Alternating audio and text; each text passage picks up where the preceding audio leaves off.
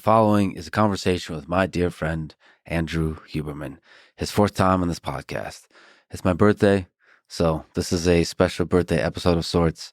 Andrew flew down to Austin just to wish me a happy birthday, and we decided to do a podcast last second. We literally talked for hours beforehand and a long time after, late into the night. He's one of my favorite human beings, brilliant scientist, incredible teacher, and a loyal friend. I'm grateful for Andrew. I'm grateful for good friends, for all the support and love I've gotten over the past few years. I'm truly grateful for this life, for the years, the days, the minutes, the seconds I've gotten to live on this beautiful earth of ours. I really don't want to leave just yet. I think I'd really like to stick around. I love you all. And now, a quick few second mention of each sponsor. Check them out in the description. It's the best way to support this podcast. We got Inside Tracker for biodata, 8 Sleep for naps, AG1 for health, Shopify for selling stuff, and NetSuite for business management software. Choose wisely, my friends. Also, if you want to work with our amazing team, we're always hiring. Go to lexfreeman.com/hiring. And now, onto the full ad reads. As always, no ads in the middle. I try to make this interesting, but if you must skip them, please still check out our sponsors. I enjoy their stuff. Maybe you will too. This show is brought to you by Inside Tracker, a service I use to track biological data. That's data that comes from my own body. It's really interesting to consider all the different signals that we send from our body, conscious and subconscious. That's something I talked to Andrew in this podcast about. Of all the thoughts and ideas and memories, real or fabricated or morphed or modified or recycled, that lurk somewhere in the unconscious, that when brought to the surface can bring a kind of relief or reinvigoration of the way we see the world around us. So many signals, and those little neurons firing together to construct the experience of the reality we see around us. And that's not just the brain. That is deeply rooted in all the different systems, including the immune system, the billions and billions and billions of organisms, half of which are cells, the other half are bacteria, all working together to create this experience that we humans call life. And it's so interesting that by collecting that data, by listening to the signal that this entire gigantic complex biological systems create, we can start to try to figure out how to improve the functioning of it. At first top down, in a centralized manner, sort of listening to the music that the orchestra creates and trying to maybe rewrite the music or adjust the music or edit the music. It's interesting, this whole journey we're on. And I'm glad there's people that turn that kind of journey into a company and try to help people by, making the data from their body accessible and giving advice based on that data, making that advice accessible. So you can get special savings for a limited time when you go to insidetracker.com/flex. This episode is also brought to you by 8 Sleep and its new Pod 3 mattress. It is currently 100 plus degrees, 105, 106, 107 degrees in Austin. And boy, does a cool bed surface feel good, even with air conditioning. The air conditioning is holding on for dear life. And even then, the ability to have a cold bed surface when you go in for a power nap with a little bit of a blanket, it's just heaven. It's a refuge from the fire that burns outside the castle. And that refuge for me is a biological one and a psychological one. It's kind of incredible in terms of just energy, how much better you can feel after a nap. And it's also incredible psychologically in terms of the positivity, the joy you can rediscover after a good nap. Everything you can do, you should put behind great sleep and great naps because it could just do magical things to your mind. Books like Man's Search for Meaning reveal that it is indeed in the mind where the interpretation of the world's catastrophes lie. And so you have to equip your mind with the best tools in order to interpret those catastrophes, those tragedies, those hardships correctly. Anyway, check it out and get special savings when you go to 8sleep.com/Lex. This show is brought to you by Athletic Greens and its AG1 drink. It's an all-in-one daily drink to support better health and peak performance. I've been drinking it every single day, twice a day, for as long as I remember. When I'm traveling, when I'm home, it just makes me feel like I have my life together. Even when it feels like it is crumbling on the sides or maybe shaken at the core due to whatever things happen in life that make it such a damn interesting roller coaster. Anyway, this is the one thing you can kind of control is the nutrition you put in your body. And so, to do the vitamins and the minerals and all that good stuff, I think there's like 75 of them, to get that all in your body every single day. Make sure the foundation, the bases are all covered. I go to AG1. You should too. They're great. They've been a really loyal and a loving and an incredible sponsor. So if you just like this podcast, go support them. They've been great. They'll give you a 1-month supply of fish oil when you sign up at drinkag1.com/Lex. This show is also brought to you by Shopify, a platform designed for anyone to sell whatever they want, anywhere, and make it easy. So easy that even I have opened a Shopify store, but I haven't, I think, made it public yet.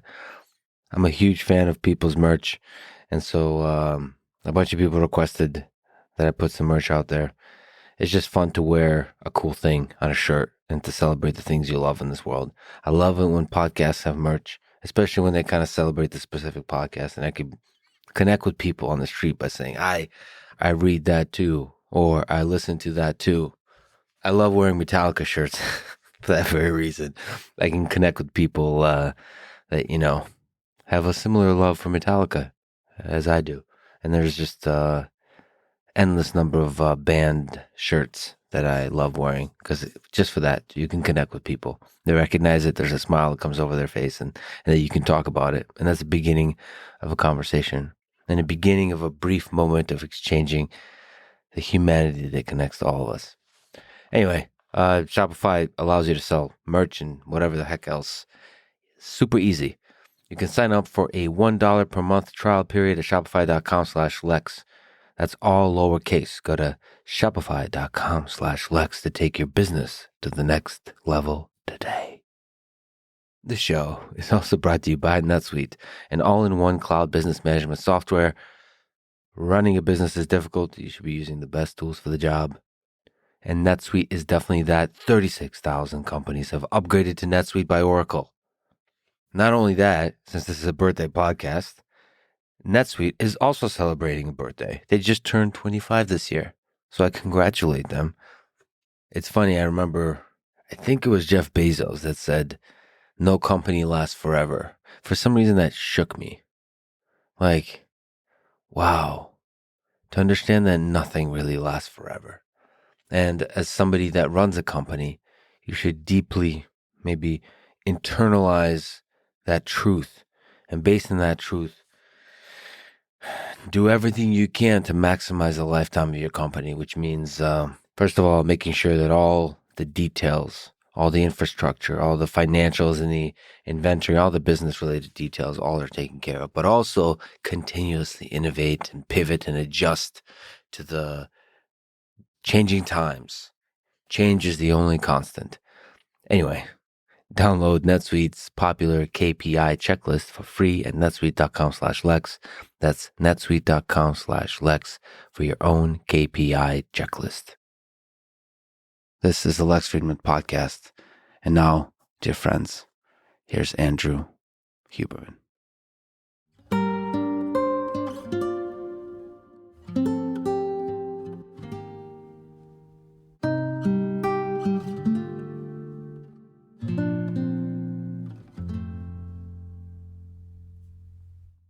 Trying to run a little bit more. Are you losing weight? I'm not trying to lose weight, but I always do the same fitness routine. I have for like 30 years, basically lift 3 days a week, run 3 days a week. but one of the runs is a long run, one of them's medium, one of them's a sprint type thing. So what I've decided to do this year was just extend the duration of the long run. And I like being mobile. I never want to be so heavy that I can't move. I want to be able to go out and run 10 miles if I have to. So sometimes I do. And I want to be able to sprint if I have to. So sometimes I do. And lifting in objects feels good. It feels good to train like a lazy bear and just lift heavy objects. But I've also started training with lighter weights and higher repetitions. And for 3-month cycles, and it gives your joints a rest. And so it probably, I think it also is interesting to see how training differently changes your cognition. That's probably hormone related, hormones downstream of training heavy versus hormones downstream of training a little bit lighter. I think my cognition is better when I'm doing more cardio and when the repetition ranges are a little bit higher, which is not to say that people who lift heavy are dumb. But there is because there's real value in lifting heavy. There's a lot of angry people listening to this right now. No. But lifting heavy and then taking 3 to 5 minutes rest is far and away a different challenge than running hard for 90 minutes. That's a tough thing. Just like getting in an ice bath, people say, oh, well, how is that any different than working out? Well, there are a lot of differences, but one of them is that it's very acute stress. Within 1 second, you're stressed. Mm-hmm. So I think subjecting the body to a bunch of different types of stressors in space and time is really valuable. So yeah, I've been playing with the variables in a pretty systematic way. Well, I like long and slow for, like you said, the impact it has on my cognition. Yeah, the wordlessness of it, the way it puts you in the way it seems to clean out the clutter. Yeah. It can take away that hyper focus and put you more in a relaxed focus, for sure. Well, for me, it brings the clutter to the surface at first. Mm-hmm. Like all these thoughts come in there and then they dissipate. I've been, because I got knee barred pretty hard. That's when somebody tries to break your knee. I was going to ask, what's a knee bar? They try and break your knee? Oh, yeah. So you tap. So they... Yeah. So it's, hyperextend the knee that direction. It got knee barred pretty hard. So, in ways I don't understand, it kind of hurts to run. I don't understand what's happening behind there. I need to investigate this. It basically, the hamstring flex, like curling your leg hurts a little bit. Okay. And that results in this weird, dull, but sometimes extremely sharp pain in the back of the knee. So I'm working through this. Anyway, but walking doesn't hurt. So I've been playing around with walking recently, like for 2 hours and thinking. Because I know a lot of like smart people throughout history have walked and thought. Mm-hmm. And you have to play with things that have worked for others, not just to exercise, but to like integrate this very light kind of prolonged exercise into a productive life. So they do all their thinking while they walk. It's like a meditative type of walking. And it's really interesting. It really works. Yeah, the practice I've been doing a lot more of lately is I walk while reading a book. In the yard, I'll just pace back and forth or walk in a circle. Audiobook, or are you talking about reading? No, hard copy. Were you just holding? I'm holding the book and I'm walking and I'm reading. Yeah, and I usually have a pen and I'm underlining. I have this whole system underlining stars, exclamation points. It goes back to university of what things I will go back to, which things I export to notes and that kind of thing. But from the beginning, when I opened my lab at that time in San Diego before I moved back to Stanford, I would have meetings with my students or postdocs by just walking in the field behind the lab, and I'd bring my bulldog Costello, bulldog mastiff at the time, and he was a slow walker. So these were slow walks, but I can think much more clearly that way. There's a Nobel Prize winning professor at Columbia University School of Medicine, Richard Axel, who won the Nobel Prize, co-won the Nobel Prize with Linda Buck for the discovery of the molecular basis of olfaction. And he walks and voice dictates his papers. Mm-hmm. And now with Rev or these other, maybe there are better ones than Rev, where you can convert audio files into text very quickly and then edit from there. So I will often voice dictate first drafts and things like that. And I totally agree on the long runs, the walks, the integrating that with cognitive work. Harder to do with sprints. And then the gym, do you weight train? You just seem naturally strong and like thicker jointed. It's true. Yeah. It's true. I mean, we did the one very beginner, because I'm a very beginner of jiu-jitsu class together. And as I mentioned then, but if people missed it, Lex is freakishly strong. I think I was born genetically to hug people. Oh, like Costello. Yeah, exactly. You guys have a certain similarity. Yeah. He had wrists like, it's like you and Jocko and Costello have these like wrists and elbows that are super thick, and then when you look around, you see tremendous variation. Some people will have like the wrist width of a Whippet or Woody Allen, and then other people like you or Jocko or, There's this one Jocko video or thing on GQ or something. Have you seen the comments on Jocko? These are the best. No. The comments, I love the comments on YouTube because occasionally they're funny. The best is when Jocko was born, the doctor looked at his parents and said, "It's a man." It's like Chuck Norris type comments. Yeah, no, those are great. That's what I miss about Rogan being on YouTube with the full length episodes. The comment. So this is technically a birthday podcast. What do you love most about getting older?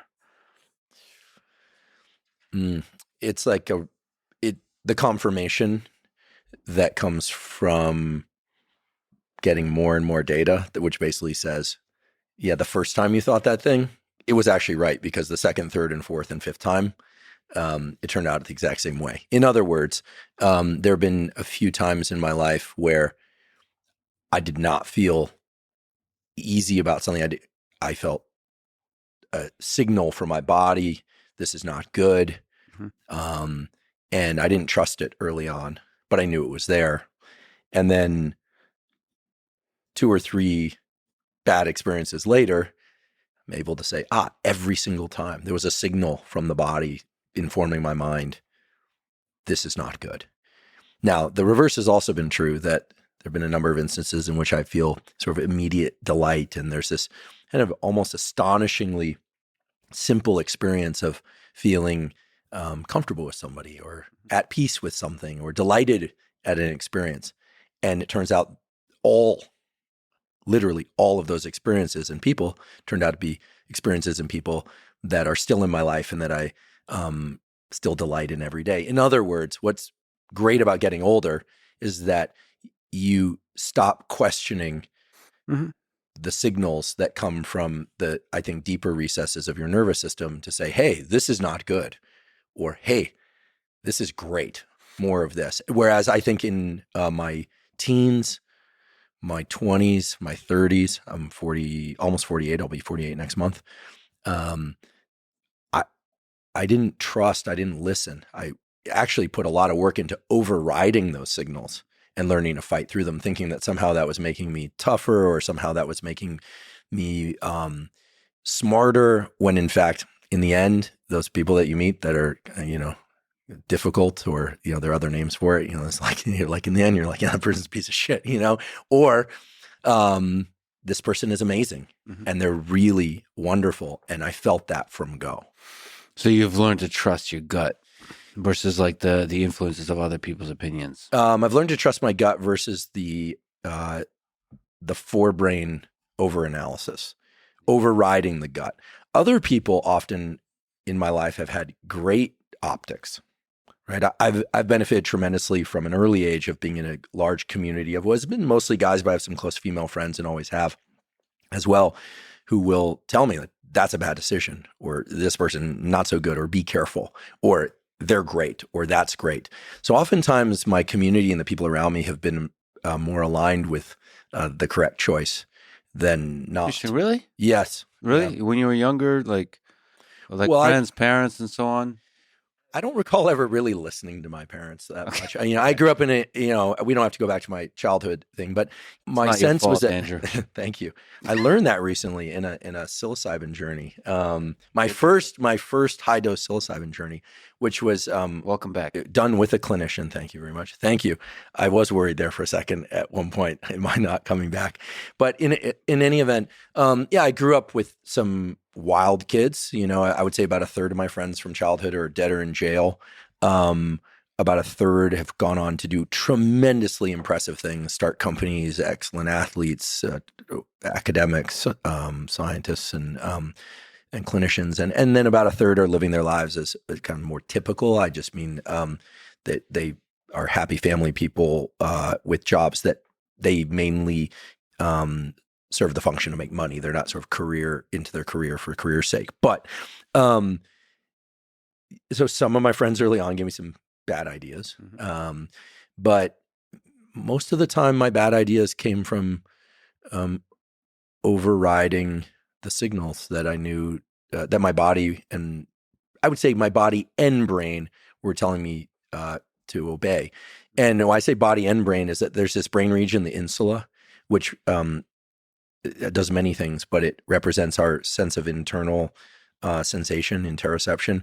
And I was talking to Paul Conti about this, who as you know, I respect tremendously. I think he's one of the smartest people I've ever met. I think for different reasons. He and Mark Andreessen are some of the smartest people I've ever met. But Paul's level of insight into the human psyche is absolutely astounding. And he says the opposite of what most people say about the brain, which is most people say, oh, the supercomputer of the brain is the forebrain. It's like a monkey brain with a extra real estate put on there. And the forebrain is what makes us human and gives us our superpowers. Paul has said, and he's done a whole series on mental health that's coming out from our podcast in September. So this is not an attempt to plug that, but he'll elaborate on what I'm about to say. Wait, you're doing a thing with Paul? We already did. Yeah. So Paul. Oh, nice. Yeah. So Paul Conti he and I sat down and he did a 4-episode series on mental health. This is not mental illness, mental health, about how to explore one's own subconscious, explore the self, build and cultivate the generative drive. You'll learn more about what that is from him. He's far more eloquent and clear than I am. And he provides essentially a set of steps to explore the self that does not require that you work with a therapist. This is self-exploration that is rooted in psychiatry. It's rooted in neuroscience. And I don't think this information exists anywhere else. I'm not aware that it exists anywhere else.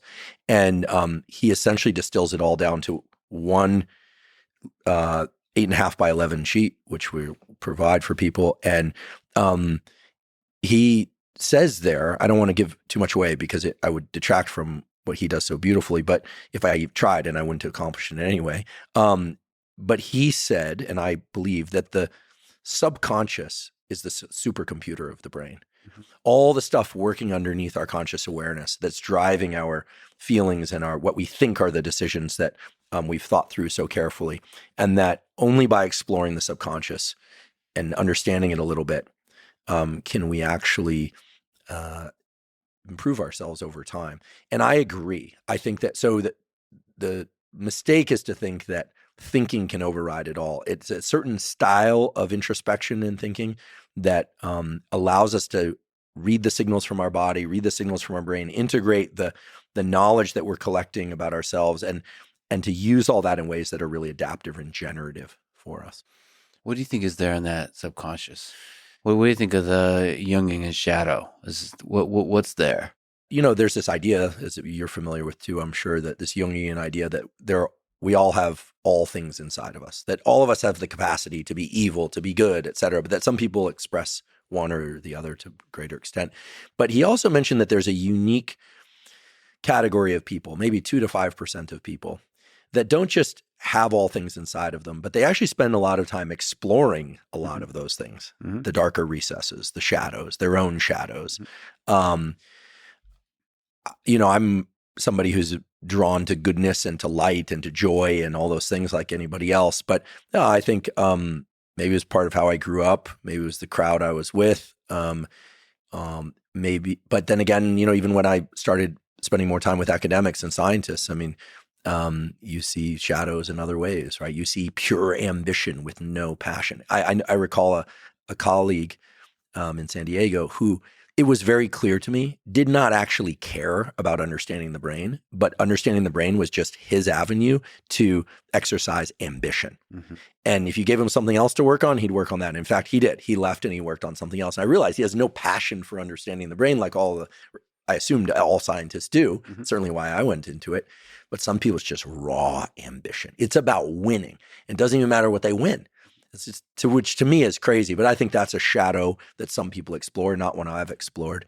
I think the shadow parts of us are very important to come to understand. And look, better to understand them and know that they're there and work with them than to not acknowledge their presence and have them surface in the form of addictions or behaviors that that damage us and other people.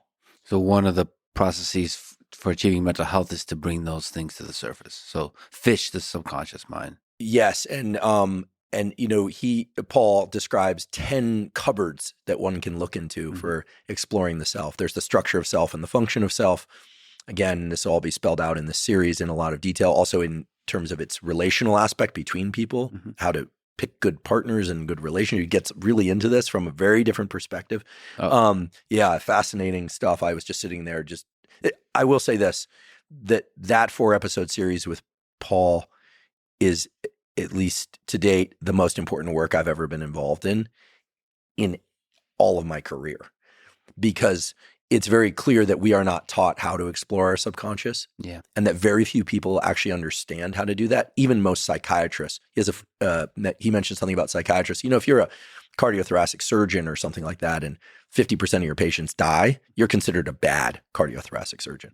But with no disrespect to psychiatrists, there are some excellent psychiatrists out there. There are also a lot of terrible psychiatrists out there, because unless all of their patients commit suicide or half commit suicide, they can treat for a long time without it becoming visible that they're not so good at their craft. Now, he's superb at his craft.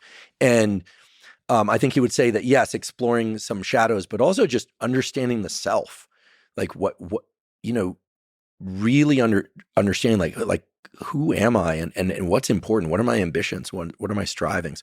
Again, I'm lifting from some of the things that he'll describe exactly how to do this. People do not spend enough time addressing those questions. And as a consequence, they discover what resides in their subconscious through the sometimes bad, hopefully all also good, but manifestations of their actions. We are driven by this huge 90% of our real estate that is not visible to our conscious awareness. And we need to understand that. I've talked about this before. I've done therapy twice a week since I was a kid. I had to, as a condition of being let back in school. I found a way to, either through insurance or even when I didn't have insurance, I took an extra job writing for Thrasher magazine when I was a postdoc, so I could pay for therapy at a discount because I didn't make much money as a postdoc. I mean, I think for me, it's as important as going to the gym. And people think it's just, ruminating on problems or getting smart. No. If you work with somebody really good, they're forcing you to ask questions about who you really are, what you really want. It's not just about support, but there should be support, there should be rapport, but then it's also, there should be insight, right? Most people who get therapy, they're getting support, there's rapport, but insight is not easy to arrive at. And a really good psychologist or psychiatrist can help you arrive at deep insights that transform your entire life. Well, sometimes when I look inside, and I do this often, exploring who you truly are, you come to this question: do I accept, once you see parts, do I accept this or do I fix this? Is this who you are fundamentally and it will always be this way, or is this a problem to be fixed? Like, for example, one of the things, especially recently, but in general, over time, I've discovered about myself, probably has roots in childhood, probably has roots in a lot of things, is I deeply value loyalty, maybe more than the average person. And so when there's disloyalty, it can be painful to me. And so this is who I am. And so do I have to relax a bit? Do I have to fix this part? Or is this who you are? And there's a million. That's one little. I think loyalty is a good thing to cling to, provided that when loyalty is broken, that it doesn't disrupt too many other areas of your life. But it depends also on who's disrupting that loyalty. If it's a coworker versus a romantic partner versus your exclusive romantic partner, depending on the structure of your romantic partner life, I have always experienced extreme joy and feelings of safety and trust in my friendships. Again, mostly male friendships, but female friendships too, which is only to say that they were mostly male friendships. The female friendships have also been very loyal. So getting backstabbed is not something I'm familiar with. And yeah, I love being crewed up, you know? Yeah. No, for sure. And I'm with you. And, you know, you and I are very much have the same values on this. But, you know, that's one little thing. And then there's many other things. Like I'm extremely self-critical. And you look at I look at myself as I'm regularly very self-critical. There's a self-critical engine in my brain. And I talked to actually Paul about this, I think on the podcast quite a bit. And he's saying this is a really bad thing. Like you need to fix this. You need to be able to be regularly very positive about yourself. And I kept disagreeing with him. No, this is like who I am. Like you, and it seems to work. Don't mess with the thing that seems to be working. It's fine. Like I oscillate between being really grateful and really self-critical. But then you have to like figure out what is it. Maybe there's a deeper root thing. Maybe there's an insecurity in there somewhere that has to do with childhood. And then you're trying to prove something to somebody from your childhood, this kind of thing. Well, a couple of things that I think are hopefully valuable for people here. One is one way to destroy your life is to spend time trying to control your or somebody else's past. So much of our destructive behavior and thinking comes from wanting something that we saw or did or heard to not be true, rather than really working with that and getting close to what it really was. And, sometimes those things are even traumatic and we need to really get close to them and for them to move through us. And that, there are a bunch of different ways to do that with support from others and hopefully, but sometimes on our own as well. I don't think we can rewire our deep preferences and what we find despicable or joyful. I do think that it's really a question of what allows us peace. Like, can you be at peace with the fact that you're very self-critical and enjoy that, get some distance from it, have a sense of humor about it? Mm-hmm. Or is it driving you in a way that's keeping you awake at night and forcing you back to the table to do work in a way that feels self-flagellating and doesn't feel good?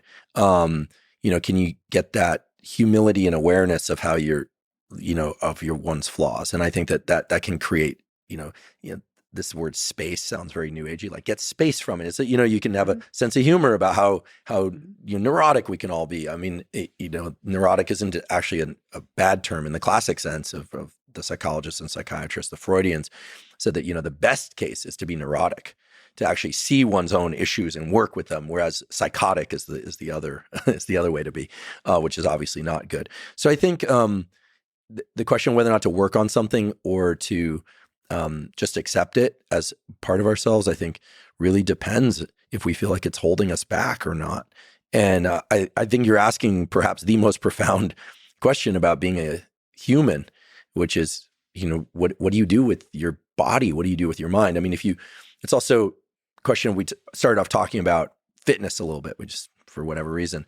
Do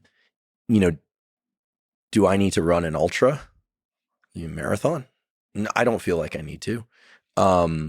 David Goggins does and does a whole lot more than that. So that for him, that's important. For me, it's not important to do that. I don't think he does it just so he can run the ultras.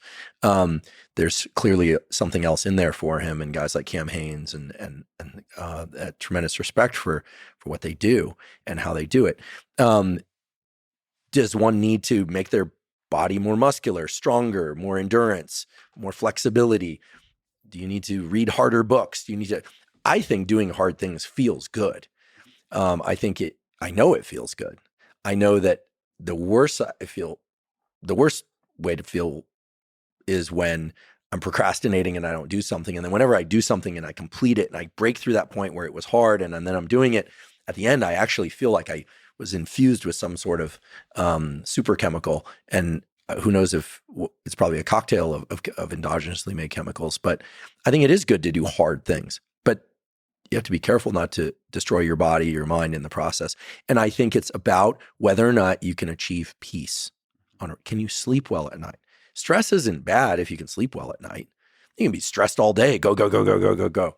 And it'll optimize your focus, but can you fall asleep and stay deeply asleep at night? Being in a hard relationship. Some people say, that's not good. Other people like it. Can you be at peace in that? And I think we all, I have different RPM That, we all kind of idle at different RPM.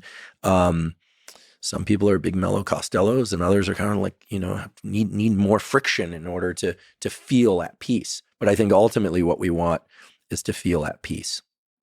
Yeah, I've been through some really low points over the past couple of years, and I think the reason could be boiled down to the fact that I haven't been able to find a place of peace, a place or people or moments that give deep inner peace. And I think you put it really beautifully. It's you have to figure out, given who you are, the various characteristics of your mind, all the things, all the contents of the cupboards, how to get space from it, and ultimately, one good representation of that is to be able to laugh at all of it, whatever's going on inside your mind, to be able to step back and just kind of chuckle at the beauty and the absurdity of the whole thing. Yeah, and keep going. There's this beautiful, as I mentioned, it seems like every podcast lately. I'm a huge Rancid fan, mostly because I just think Tim Armstrong's writing is pure poetry, and whether or not you like the music or not, and he's written on music for a lot of other people too. He's doesn't advertise that much because he's humble, but and that, by the way, I went to a show of theirs like 20 years ago. Oh yeah, I'm going to see them in Boston on September 18th. I'm literally flying there for or I'll take the train up from New York. I'm going to meet a friend of mine named Jim Thiebaud, who's a guy who owns a lot of companies in the skateboard industry. We're meeting there, like a couple of little kids, to go see them play. Amazing people, amazing music. Very intense. Very intense, but embodies all the different emotions. That's why I love it, right? They have some love songs, they have some hate songs, they have some, but there's going back to what you said, I think there's a song, the first song on the Indestructible album. I think it's sort of, he's just talking about like shock and disbelief of discovering things about people that were close to you. And it's, I won't sing it, but nor I wouldn't dare. But there's this one lyric that's really stuck in my mind for ever since that album came out in 2003, which is, that nothing's what it seems. So I just sit here laughing. I'm going to keep going on. I can't get distracted. There is this piece of like, you got to learn how to push out the disturbing stuff sometimes and go forward.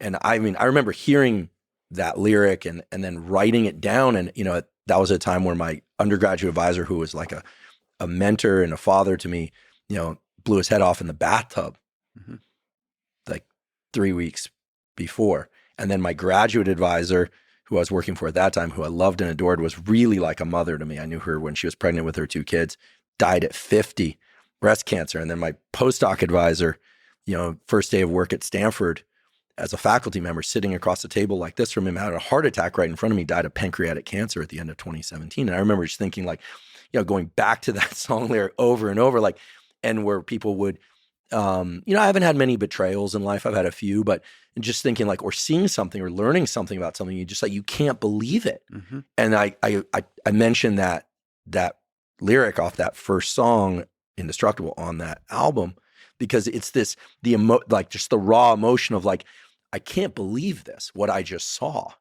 is so disturbing, but I have to just keep going forward. There are certain things that we really do need to push, not just into our periphery, but off into the gutter and keep going. And that's a hard thing to learn how to do. But if you're going to be functional in life, you have to. And actually, just to get at this issue of, do I change or do I embrace this aspect of self? About 6 months, it was April of this last year, I did some intense work around some things that were really challenging to me. And I did it alone, and it may have involved some medicine. Mm-hmm. And I expected to get peace through this. I was like, I'm going to let go of it. And I spent 11 hours just getting more and more frustrated and angry about this thing that I was trying to resolve. And I was so unbelievably disappointed that I couldn't get that relief. And I was like, what is this? Like, this is not how this is supposed to work. I'm supposed to feel peace. The clouds are supposed to lift. And so a week went by, and then another half week went by. And then someone whose opinion I trust very much, I explained this to them because I was getting a little concerned, like, what's going on? This is worse, not better. And they said, This is very simple. You have a giant blind spot, which is your sense of justice, Andrew, and your sense of anger are linked like an iron rod, and you need to relax it. And as they said that, I felt the anger dissipate. And so there was something that I think it is true. I have a very strong sense of justice, and my sense of anger, then at least, was very strongly linked to it. So it's great to have a sense of justice, right? I hate to see people wronged. I absolutely do. And I'm human. I'm sure I've wronged people in my life. I know I have. They've told me. I've tried to apologize and reconcile where possible. Still have a lot of work to do. But where I see injustice, it draws in my sense of anger in a way that I think is just eating me up. But it was only in hearing that link that I wasn't aware of before. It was in my subconscious, obviously. Did I feel the relaxation? It wasn't, there's no amount of plant medicine or MDMA or any kind of, chemical you can take that's naturally just going to dissipate what's hard for oneself. It needs, if one embraces that, or if one chooses to do it through just talk therapy or journaling or friends or introspection or all of the above, there needs to be an awareness of the things that we're just not aware of. So I think the answer to your question, do you embrace or do you fight these aspects of self, is I think you get in your subconscious through good work with somebody skilled, and sometimes that involves the tools I just mentioned in various combinations, and you figure it out. You figure out if it's serving you. Obviously, it was not bringing me peace. It was undermining my sense of justice, was undermining my sense of peace. And so in understanding this link, now I would say that in understanding this link between justice and anger, now I think it's a little bit more of like it's not like a Twizzler stick bendy, but at least it's not like an iron rod. Like, when I see somebody wronged, I mean, it used to just like immediately. But you're able to step back. Now, that's like, to me, the ultimate place to reach is laughter. I just sit here laughing. Exactly. That's the lyric. I can't believe it. So I just sit here laughing, like can't get distracted.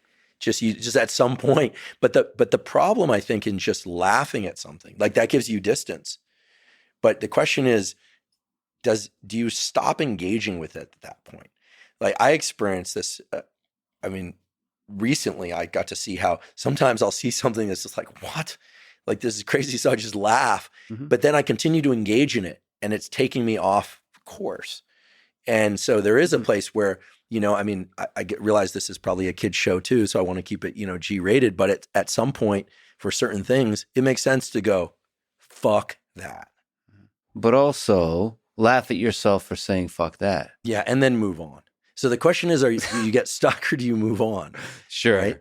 Sure, but like there's a lightness of being that comes with laughter. I mean, I've gotten like, as you know, I spent the day with Elon today. He just gave me this burnt hair. Do you know what this is? I have no idea. I'm sure it should be a Huberman Lab episode on this.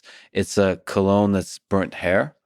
And it's like supposedly a really intense smell, and it is. Give me a smell. Please, it's not going to leave your nose. That's okay. Well, that's okay. I'll take I'll whiff it as if I were whiffing a chemical in the lab. You have to spray it on yourself, because I don't know if you can. So I'm reading an amazing book. Yeah. Called An Immense World by Ed Yong. He won a Pulitzer for We Contain Multitudes or something like that, I think is the title of the other book. And the first chapter is all about olfaction and the incredible power that olfaction has. That smells terrible. And it doesn't leave you. For those listening, it doesn't quite smell terrible. It's just intense, and it stays with you. This to me represents like just laughing at the absurdity of it all. So I have to ask. So you were rolling jiu-jitsu? Yeah, we're training jiu-jitsu. Yeah. So is that fight between Elon and Zuck actually going to happen? I think Elon is a huge believer of this idea of the most entertaining outcome is the most likely. And he almost there is almost the sense that there's not a free will, and the universe has a kind of deterministic gravitational field pulling towards the most fun. And he's just a player in that game. So from that perspective, I think it seems like something like that is inevitable.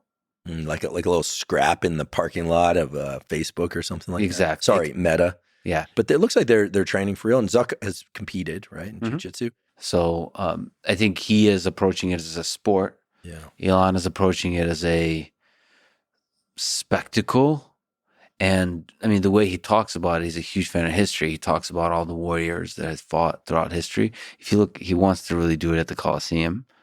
And, the Colosseum is for 400 years. There's so much great writing about this. I think over 400,000 people have died in the Colosseum, gladiators. So this is this historic place that sheds so much blood, so much fear, so much anticipation of battle, all of this. So he loves this kind of spectacle, and also the meme of it, the hilarious absurdity of it. The two tech CEOs are battling it out on sand in a place where gladiators fought to the death, and then bears and lions ate prisoners as part of the execution process. Well, it's also going to be an instance where Mark Zuckerberg and Elon Musk exchange bodily fluids. They bleed. This is one of the things about fighting, I think it was in that book. It's a great book, Fighter's Heart, where he talks about, sort of the intimacy of sparring. I only rolled jiu-jitsu with you once, but there was a period of time where I boxed, and which I don't recommend. I got hit. I hit some guys, and I definitely got hit back. I'd spar on Wednesday nights when I lived on San Diego. When you spar with somebody, even if they hurt you, especially if they hurt you, you see that person afterwards, and there's an intimacy, right? It was in that book, Fighter's Heart, where he explains, you're exchanging bodily fluids with a stranger, right? And you're in your primitive mind, and so there's an intimacy there that persists. So you go together through a process of fear, anxiety, when they get you, you nod. I mean, you watch somebody catch somebody. If not so much in professional fighting, but if people are sparring that they catch you, you acknowledge that they caught you. Like he got me there. And on the flip side of that, so we trained, and then after that we played Diablo 4. I don't know what that is. I don't play video games, sorry. But it's a video game. So it's a pretty intense combat in the video. You're fighting like demons and okay. dragons. The last video game I played was Mike Tyson's Punch-Out. There you go. Yeah. That's pretty close. I met him recently. I went on his podcast. You went? Yeah. Wait. It hasn't come out yet. Oh, it hasn't come out yet. Okay. Yeah, I asked Mike. His kids are great. They came in there. They're super smart kids. Goodness gracious. They ask great questions. I asked Mike what he did with the piece of Evander's ear that he bit off. And Did you remember? Yeah, he's like, get back to him. Here you go. Sorry about that. He sells edibles that are in the shape of ears with a little bite out of it. That his life has been incredible. He's and I met his family you get the sense that they're really a great family. They're really Mike Tyson? That's a heck of a journey right there of a man. Yeah.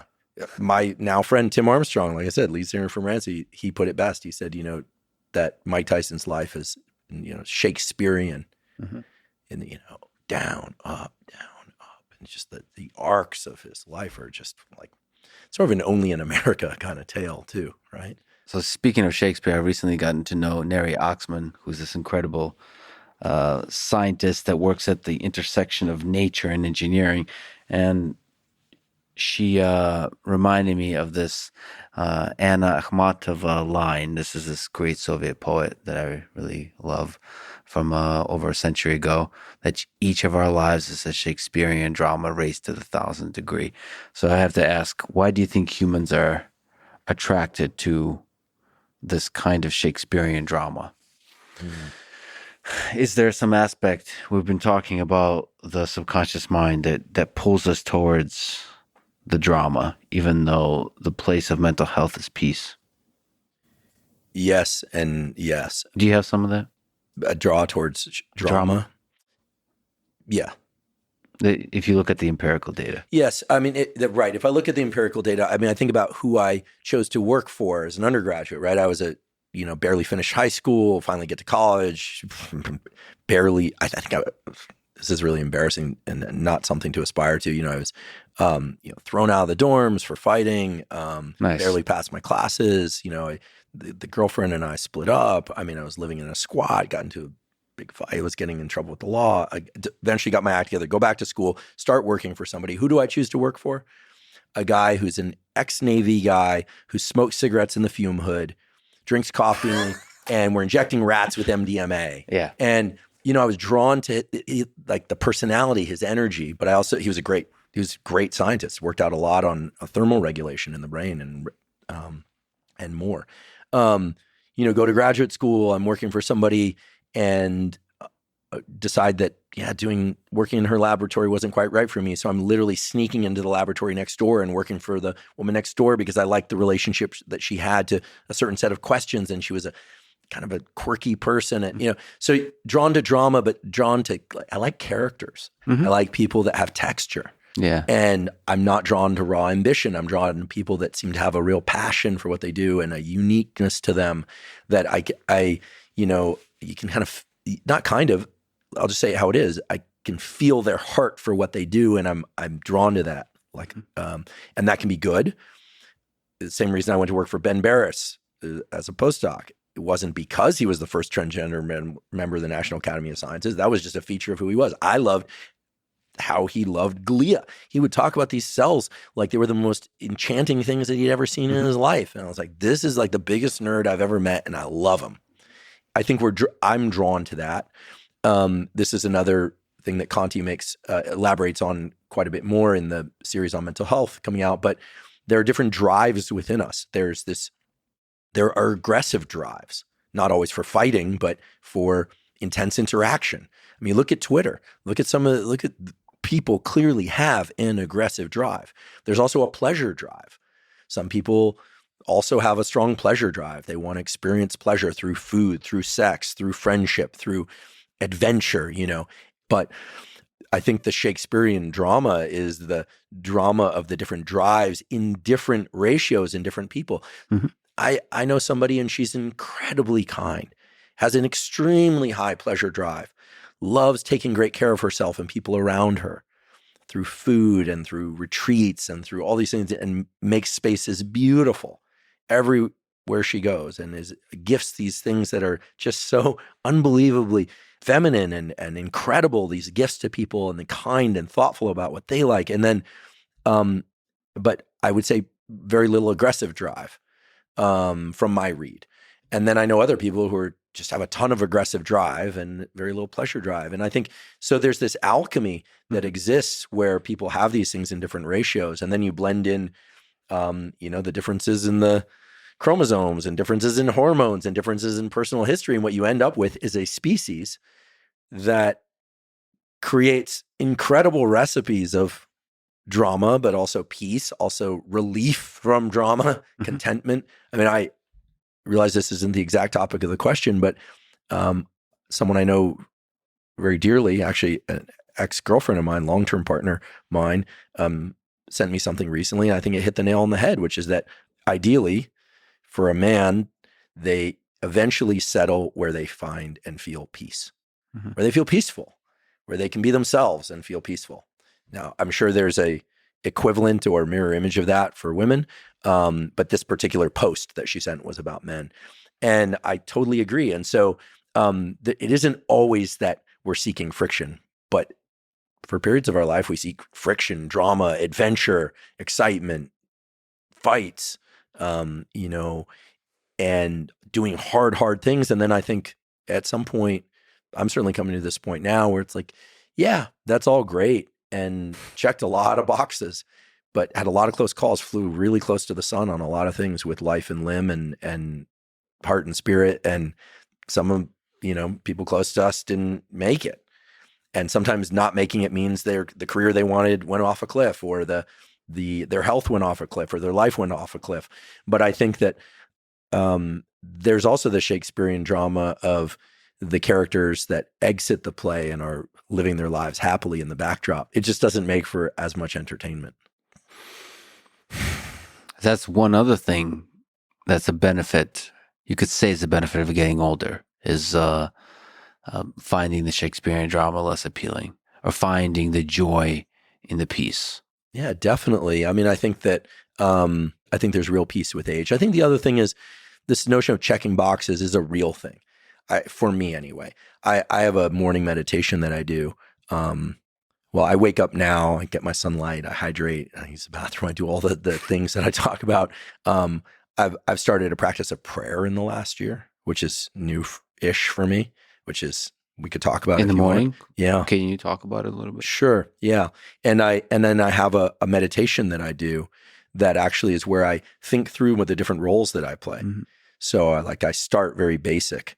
I say, okay, I'm an animal. Like we are like biologically animals, right? Mhm. Human, I'm a man, I'm a scientist, I'm a teacher, I'm a friend, I'm a brother, I'm a son. I go through this, I have this list and I think about the different roles that I have and the roles that I still want in my life going forward Mhm. that I haven't yet fulfilled. It just takes me, it's sort of an inventory of where I've been, where I'm at, and where I'm going, as they say. And I don't know why I do it, but I started doing it this last year. I think because it helps me understand just how many different contexts I have to exist in and remind myself that there's still more that I haven't done that I'm excited about. So within each of those contexts, there's like things that you want to kind of accomplish to define that. Yeah, and I'm ambitious, so I think, I'm a brother. I have an older sister, and I love her tremendously. And I think I want to be the best brother I can be to her, which means maybe a call, maybe just, we do an annual trip together for our birthdays. Our birthdays are close together. We always go to New York for our birthdays, and we've gone for the last 3-4 years. Like really like reminding myself of that role, not because I'll forget, but because I have all these other roles I'll get pulled into. Mm-hmm. I say the first one, I'm an animal because I have to remember that I have a body that needs care.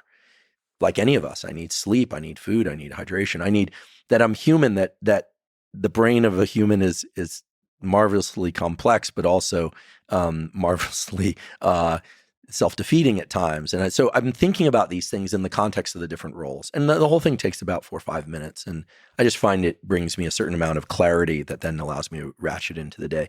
The prayer piece, I think I've been reluctant to talk about until now, because I don't believe in pushing religion on people, and I think that, and I'm not.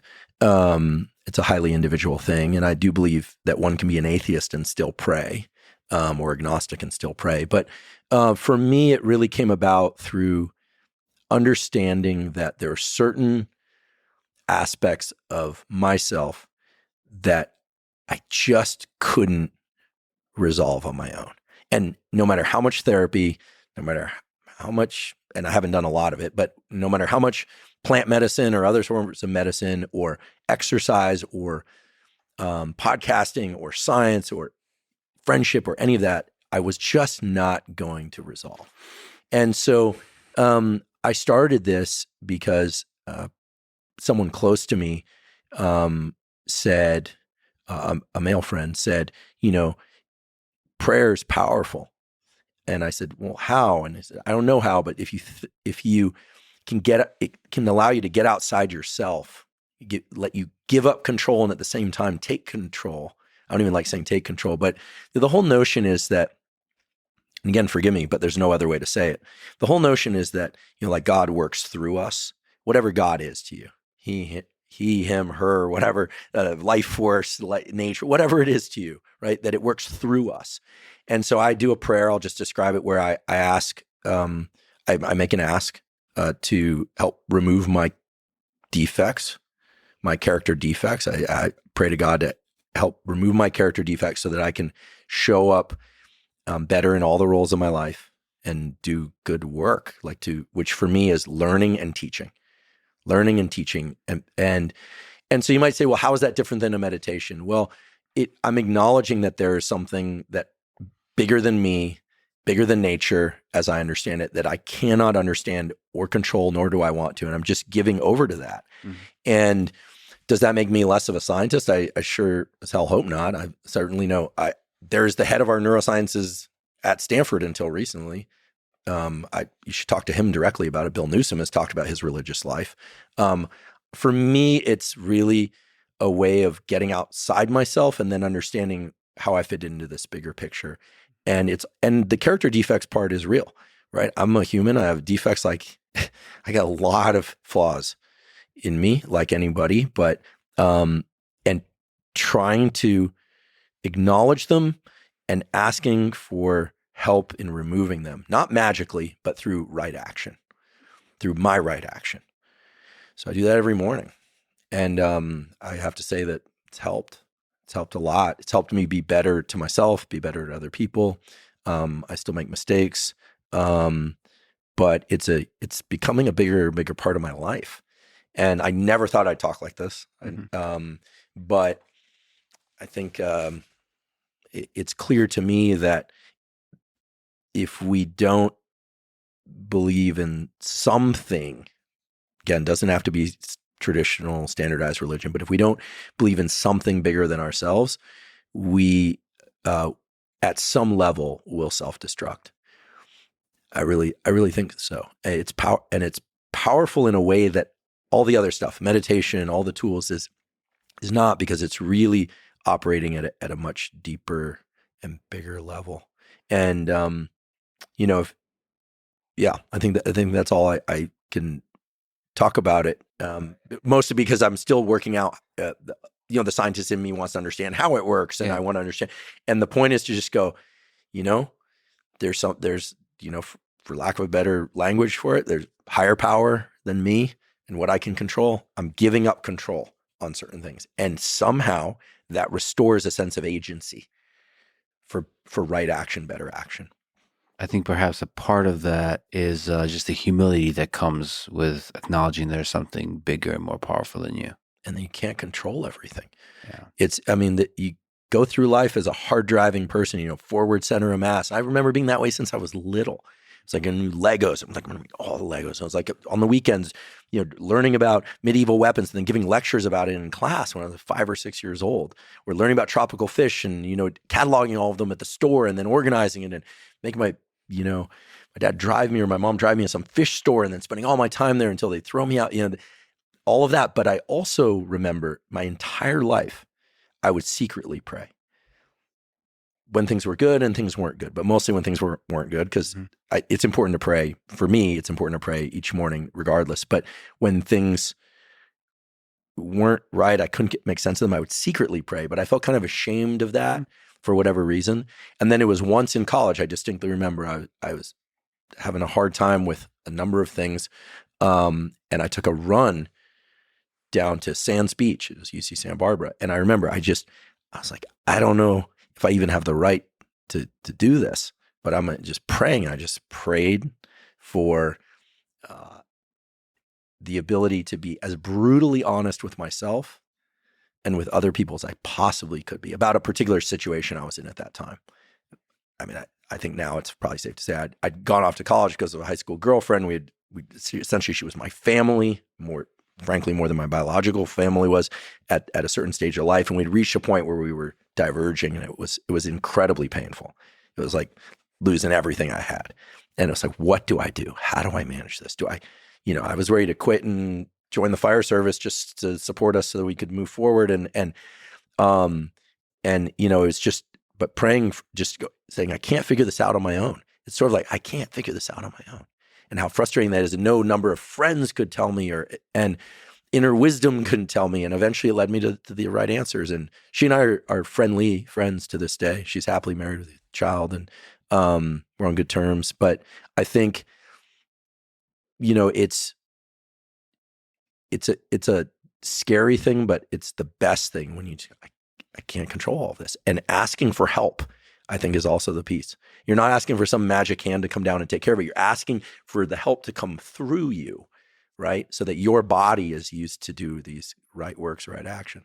Isn't it interesting that this secret thing that you're almost embarrassed by that you did it as a child is something it's another thing you do as you get older, is you realize like those things are part of you, and it's actually a beautiful thing. Yeah. A lot of the content of the podcast is, deep academic content, and we talk about everything from, eating disorders to bipolar disorder to depression, a lot of different topics, but the tools are the protocols, as we say, right? The sunlight viewing and all the rest.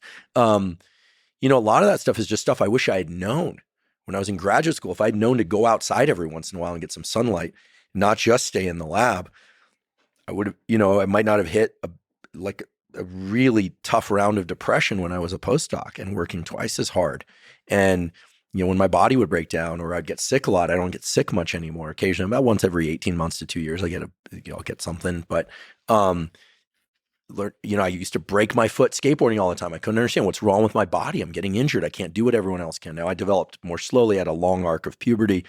But so that was part of it. I was still developing, but how to get your body stronger, how to build endurance. Like, no one told me. The information wasn't there. So a lot of what I put out there is the information that I wish I had, because once I had it, I was like, wow, like A, this stuff really works. B, it's grounded in something real.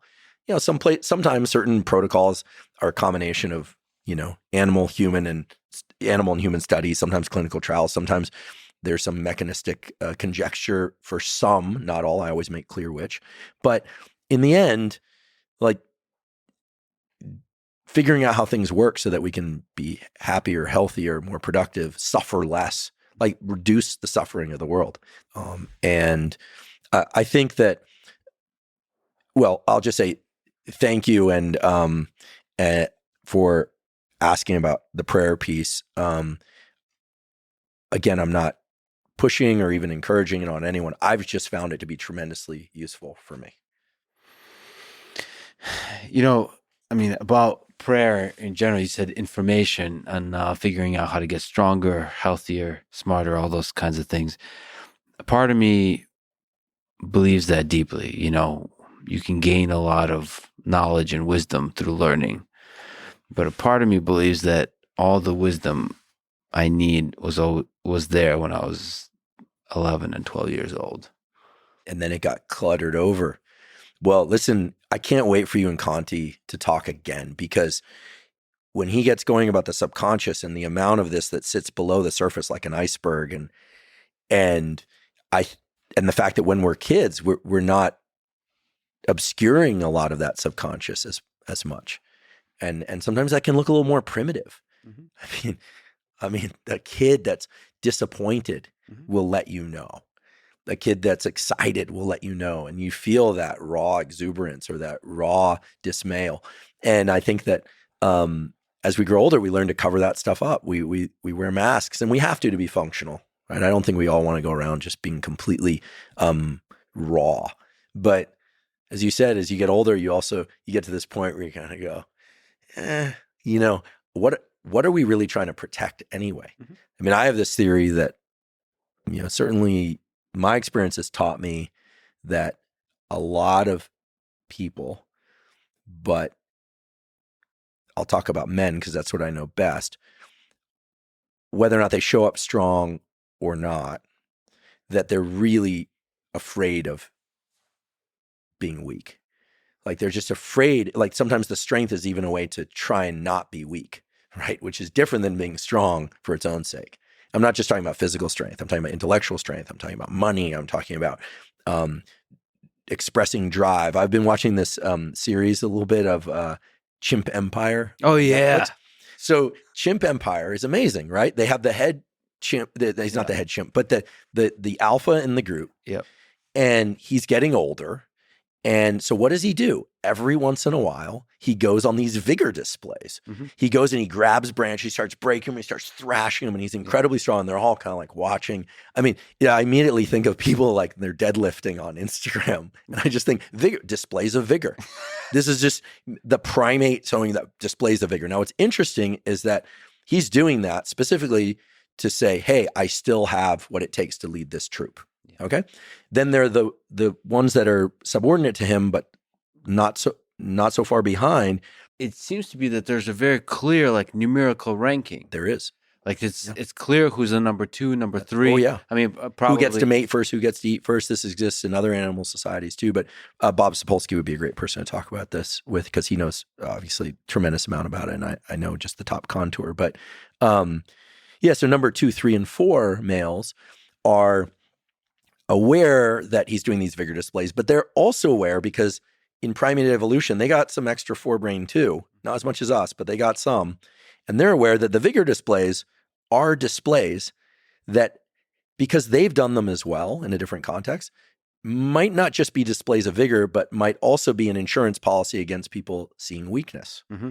Okay. So now they start using that prefrontal cortex to do some interesting things. So in primate world, if a male is friendly with another male, wants to affiliate with him, mm-hmm.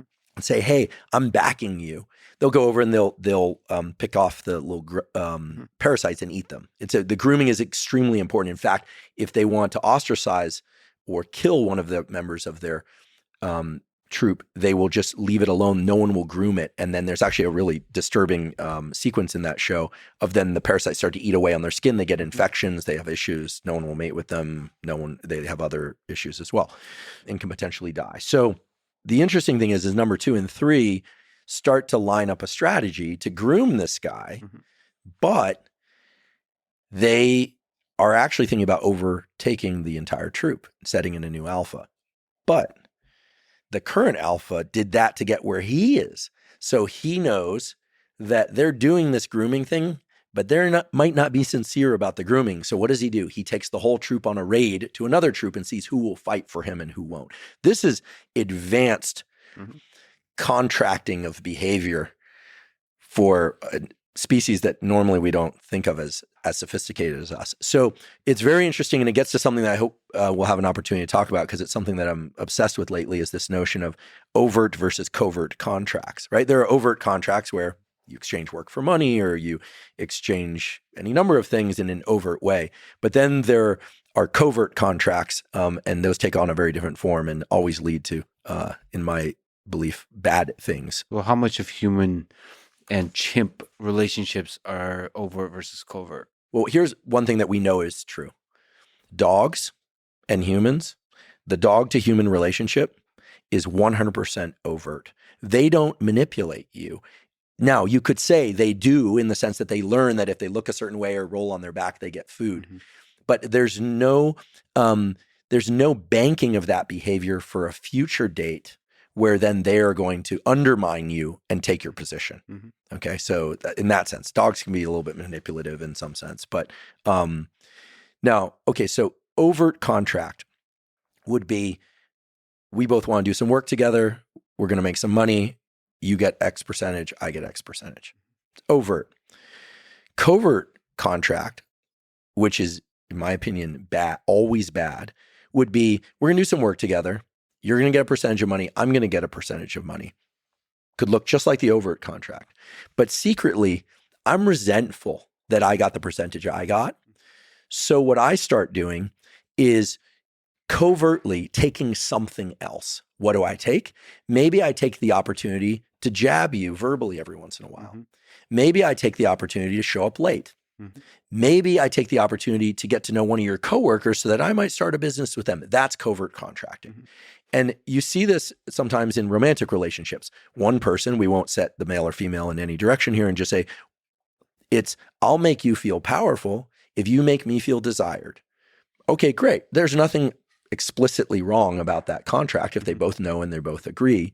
But what if I'll do that, but I'll have kids with you so you feel powerful. You'll have kids with me so I feel desired, but secretly I don't want to do that.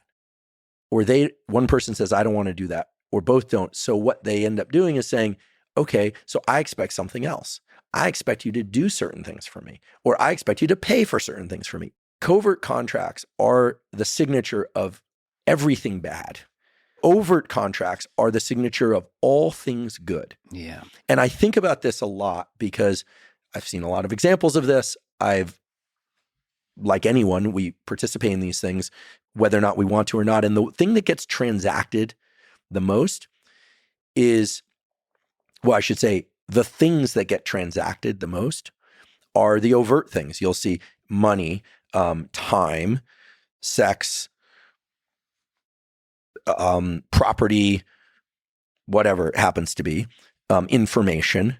But what ends up happening is that when people, I believe, don't feel safe, they feel threatened in some way. Like they don't feel safe in a certain interaction. What they do is they start taking something else while still engaging in the exchange. And I'll tell you, if there's one thing about human nature that's bad, it's that feature.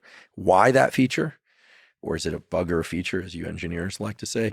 I think it's because we were allocated a certain extra amount of prefrontal cortex that makes us more sophisticated than a dog, more sophisticated than a chimpanzee, but they do it too.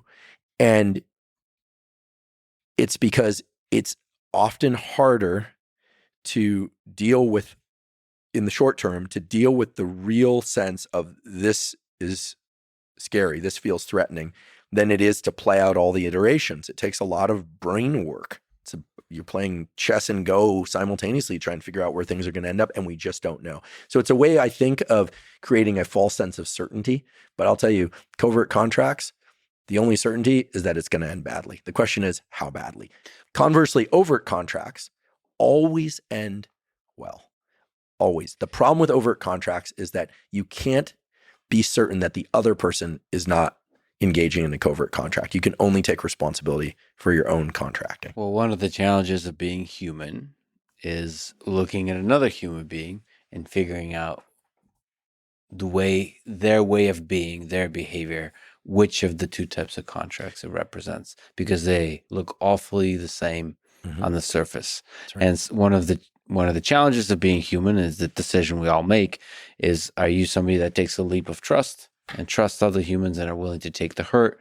Or are you going to be cynical and skeptical and avoid most interactions until they over a long period of time prove your trust? Yeah, I never liked the phrase history repeats itself when it comes to humans, because it doesn't apply if the people or the person is actively working to resolve their own flaws. I do think that if people are willing to do dedicated introspective work, go into their subconscious, do the hard work, have hard conversations, and get better at hard conversations, something that I'm constantly trying to get better at, I think people can change, but they have to want to change. It does seem like deep down, we all can kind of tell the difference between overt and covert. Like we have a good sense. I think one of the benefits of having this characteristic of mine where I value loyalty, I've been extremely fortunate to spend most of my life in overt relationships. And I think that creates a really fulfilling life. But there's also this thing that maybe we're in this portion of the podcast now, but I've experienced this. This is late at night we're talking. That's right. Certainly late for me, but I'm 2 hours. I came in today I'm still in California. And we should also say that you came here to wish me a happy birthday. I did. And the podcast is just like a fun last minute thing I suggested. Yeah, some close friends of yours have arranged a dinner that I'm really looking forward to. I won't say which night, but it's the next couple of nights. Your circadian clock is one of the most robust features of your biology. I know you can be nocturnal or you can be diurnal. We know you're mostly nocturnal at certain times of the year, Lex, but there very, very few people can get away with no sleep. Very few people can get away with a chaotic sleep-wake schedule. So you have to obey a 24-hour, aka circadian rhythm if you want to remain healthy of mind and body. We also have to acknowledge that aging isn't linear, right? So what do you mean? Well, I mean, the degree of change between years 35 and 40 is not going to be the degree of change between 40 and 45. But I will say this, I'm 48 and I feel better in every aspect of my psychology and biology now than I did when I was in my 20s. Yeah, sort of quality of thought, time spent, physically I can do what I did then, which is probably says more about what I could do then than what I can do now. But if you keep training, you can continue to get better. The key is to not get injured. And I've never trained super hard. I've trained hard, but I've been cautious to not, for instance, weight train more than 2 days in a row. I do a split, which is basically 3 days a week and the other days a run, take one full day off, take a week off every 12 to 16 weeks. I've not been the guy hurling the heaviest weights or running the furthest distance, but I have been the gubut a lot of my friends are talking about knee injuries. Hey. Just, but of course, with sport, you can't account for everything the same way you can with fitness. And I have to acknowledge that, unless one is powerlifting, weightlifting and running, you can get hurt, but it's not like skateboarding where if you're going for it, you're going to get hurt. That's just you're landing on concrete. And with jiu-jitsu, like people are trying to hurt you so that you say stop. So with a sport, it's different. And these days, I don't really do a sport any longer. I work out to stay fit. I used to continue to do sports, but I kept getting hurt. And frankly, now like a rolled ankle, I may put out a little small skateboard part in 2024 because people have been saying, we want to see the kick flip. Yeah. I'll just say, well, I'll do a heel flip instead. But okay, I might put out a little part because some of the guys that work on our podcast are from DC. I think by now I should at least do it just to show like I'm not making it up. And I probably will. But I think doing a sport is different. That's how you get hurt. Overuse and doing it an actual sport. And so, hat tip to those who do an actual sport. And that's a difficult decision. Like a lot of people have to make. I have to make with jiu-jitsu, for example. Like if you just look empirically, I've trained really hard for all my life in grappling sports and fighting sports and all this kind of stuff. And I've avoided injury for the most part. And I would say I would attribute that to training a lot. Sounds counterintuitive, but training well and safely and correctly, keeping good form, saying no when I need to say no, but training a lot and taking it seriously. Now, when this training is kind of a side thing, I find that the injury becomes a higher and higher probability. When you're just doing it every once in a while. Every once in a while. Yeah, that I think you said something really important. The saying no. I mean, the times I have gotten hurt training is when someone's like, "Hey, let's hop on this workout together," and it becomes let's challenge each other to do something outrageous.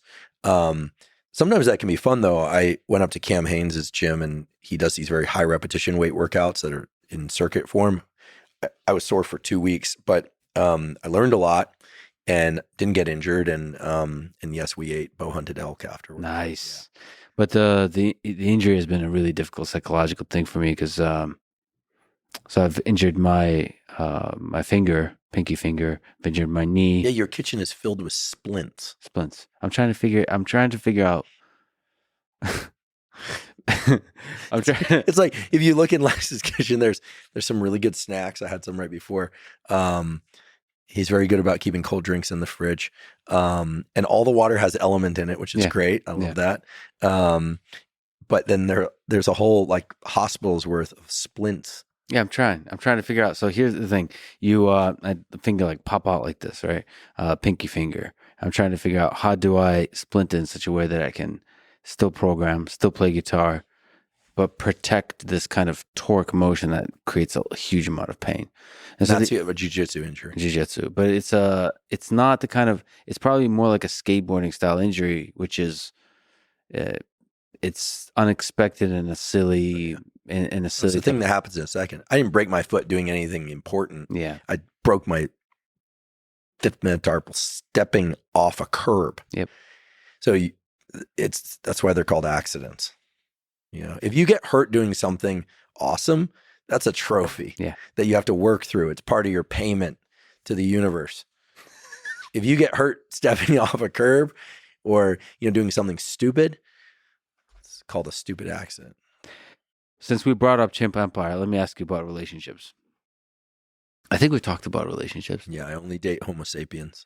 Almost. It's the morning meditation. The night is still young. You are human. No, but you are also animal.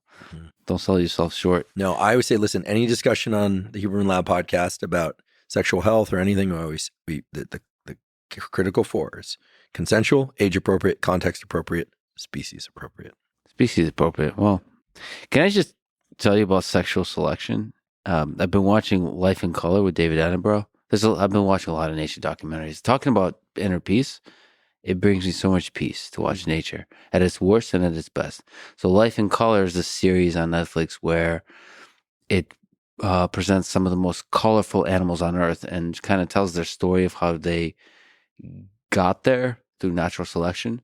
So, you have the peacock with the feathers, and it's just such incredible colors. Like the peacock has these tail feathers, the male, that are like gigantic and they're super colorful. And there are these eyes on it. It's not eyes, it's like eye-like areas.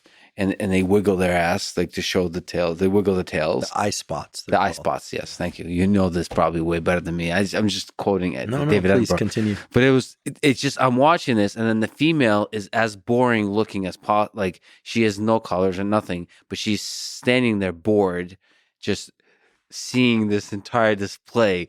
And I'm just, wondering, like, the entirety of life on Earth, or not the entirety, post-bacteria, is like, in at least in part, maybe in large part, can be described through this process of natural selection, of sexual selection. So dudes fighting and then women selecting. It seems like it's just the entirety of that series shows some incredible birds and insects and shrimp. They're all beautiful and colorful. Mantis shrimp. Mantis shrimp. They're incredible. Mm-hmm. And it's all about getting laid. It's fascinating. Like I just there's nothing like watching that and Chimp Empire to make you realize we humans, that's the same thing. Mm-hmm. That's all we're doing. Mm-hmm. And all the beautiful variety, all the bridges and the buildings and the rockets and the internet, all of that is this kind is at least in part this kind of a product of this kind of showing off for each other. And all the wars and all of this. Anyway, I'm there's what I'm asking. Oh, well, relationships. Yes. Well, right. Before you ask about relationships, I think what's clear is that every species, it seems, animal species, wants to make more of itself and protect its young. Well, to protect its young is non-obvious. So not destroy enough of itself that it can't get more to reproductive competent age. I mean, I think that, we have a natural, healthy people have a natural reflex to protect children. Well, I don't know and that. Those that can't. Wait a minute. Wait a minute. I've seen enough animals that are murdering the children of some other. Sure. There's even siblicide. First of all, I just want to say that I was delighted in your delight around animal kingdom stuff, because this is a favorite theme of mine as well. But there's, for instance, some fascinating data on, for instance, for those that grew up on farms, they'll be familiar with free martins. You know about free martins? They're cows that have multiple calves inside them. And there's a situation in which the calves will secrete, if there's more than one inside, will secrete chemicals that will hormonally castrate the calf next to them so they can't reproduce. So already in the womb, they are fighting for future resources. That's how early this stuff can start. So it's chemical warfare in the womb against the siblings. Sometimes there's outright siblicide. Siblings are born, they kill one another. This also becomes biblical stories, right? Mm-hmm. There are instances of cuttlefish, beautiful cephalopods like octopuses, and that is the plural, as we made a meme on the internet. Oh yeah, that became a meme, or a little discussion. It spread pretty quick. Oh yeah, and now we just resurfaced it. It's great. The dismay in your voice is so amusing.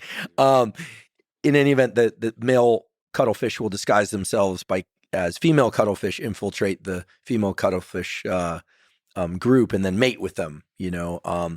All sorts of types of covert operations. There we go. So I think that it's like a drinking game where every time we say covert in a contract in this episode, you have to take a shot of espresso. Please don't do that. You'd be dead by the end.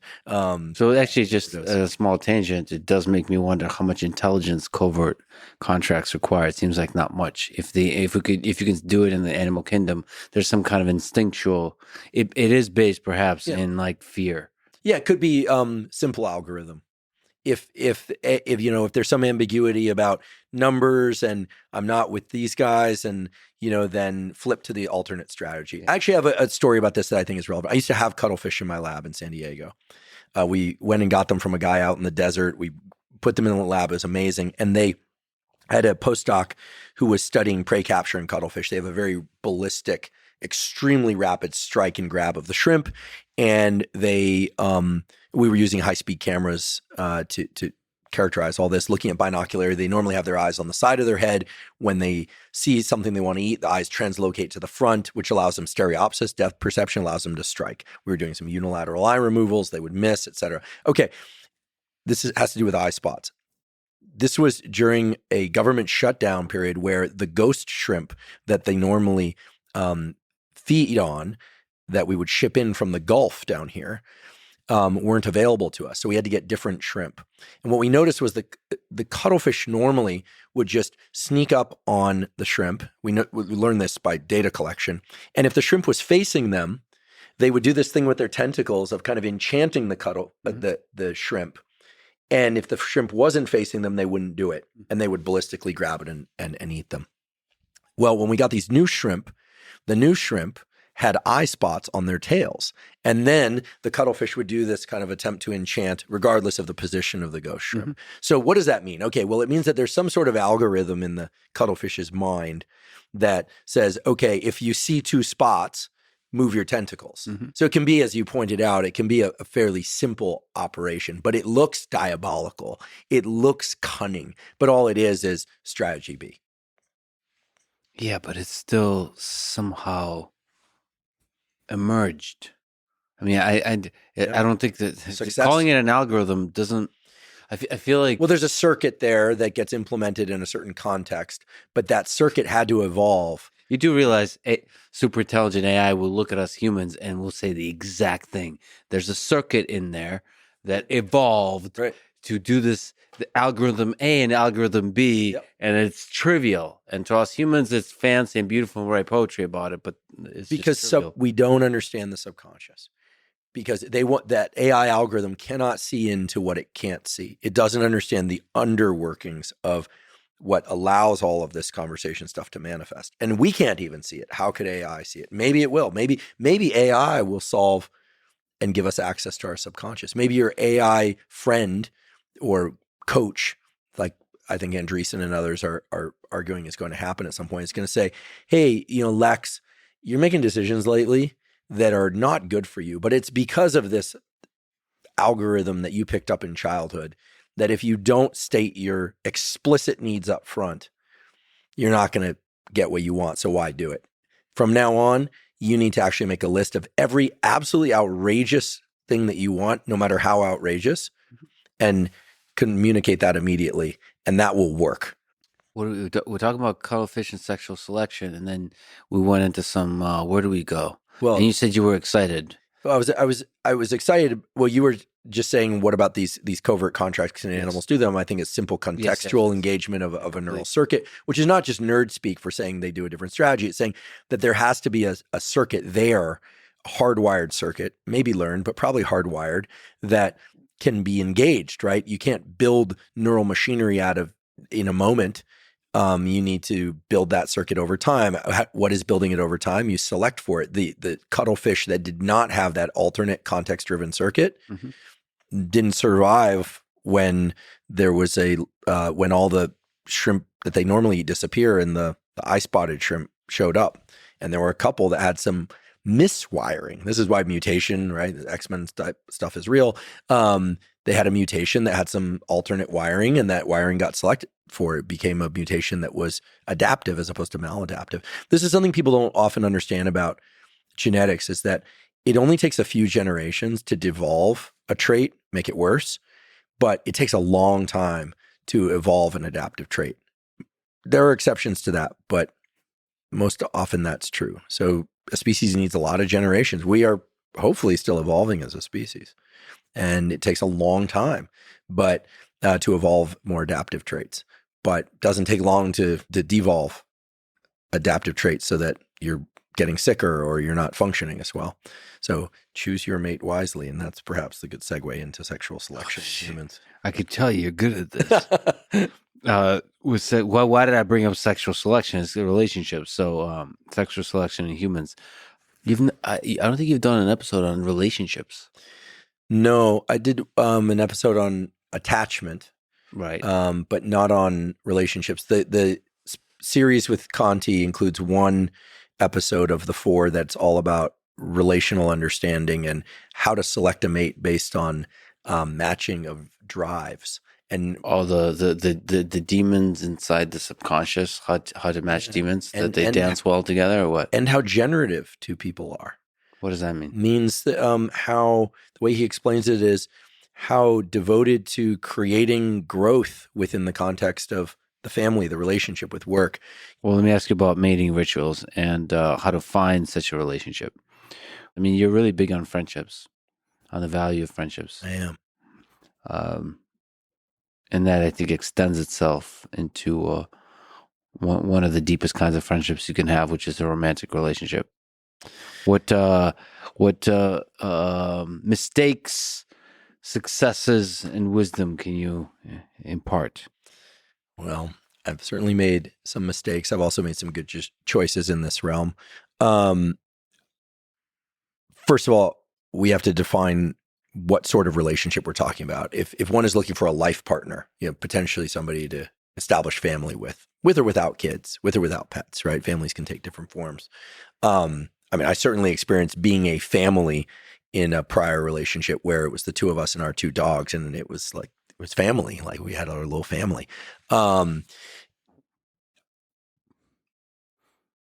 think based on my experience and based on input from friends who themselves have very successful relationships, I must say I've got friends who are in long-term, monogamous, very happy relationships where there seems to be a lot of love, a lot of laughter, a lot of challenge, and a lot of growth. And both people, it seems, really want to be there and enjoy being there.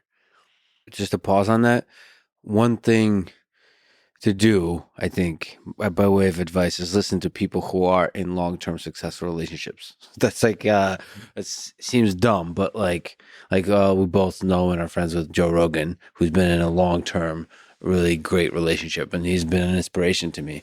So you take advice from that guy. Definitely. And several members of my podcast team are in excellent relationships. I think one of the things that rings true over and over again in the advice and in my experience is, find someone who's really a great friend. Like build a really great friendship with that person. Now, obviously not just a friend if we're talking romantic relationship, but, and of course, sex is super important, but it should be a part of that particular relationship alongside or meshed with the friendship. Can it be a majority of the positive exchange? I suppose it could, but I think the friendship piece is extremely important because what's required in a successful relationship clearly is joy in being together, trust, a desire to share experience, both mundane and more adventurous, support each other, acceptance, a real maybe even admiration, but certainly delight in being with the person. Earlier we were talking about peace, and I think that sense of peace comes from knowing that the person you're in friendship with or that you're in romantic relationship, or ideally both, because let's assume the best romantic relationship includes a friendship component with that person. It's like you just really delight in their presence, even if it's a quiet presence. And you delight in seeing them delight in things, right? That's clear. The trust piece is huge, and that's where people start. We don't want to focus on what works, not what doesn't work, but that's where I think people start engaging these covert contracts. They're afraid of being betrayed, so they betray. They're afraid of giving up too much vulnerability, so they hide their vulnerability, or in the worst cases, they feign vulnerability. Again, that's a covert contract that just simply undermines everything. It becomes 1 + 1 = 2 - 1 to infinity. Conversely, I think if people can have really hard conversations, this is something I've had to work really hard on in recent years and that I'm still working hard on.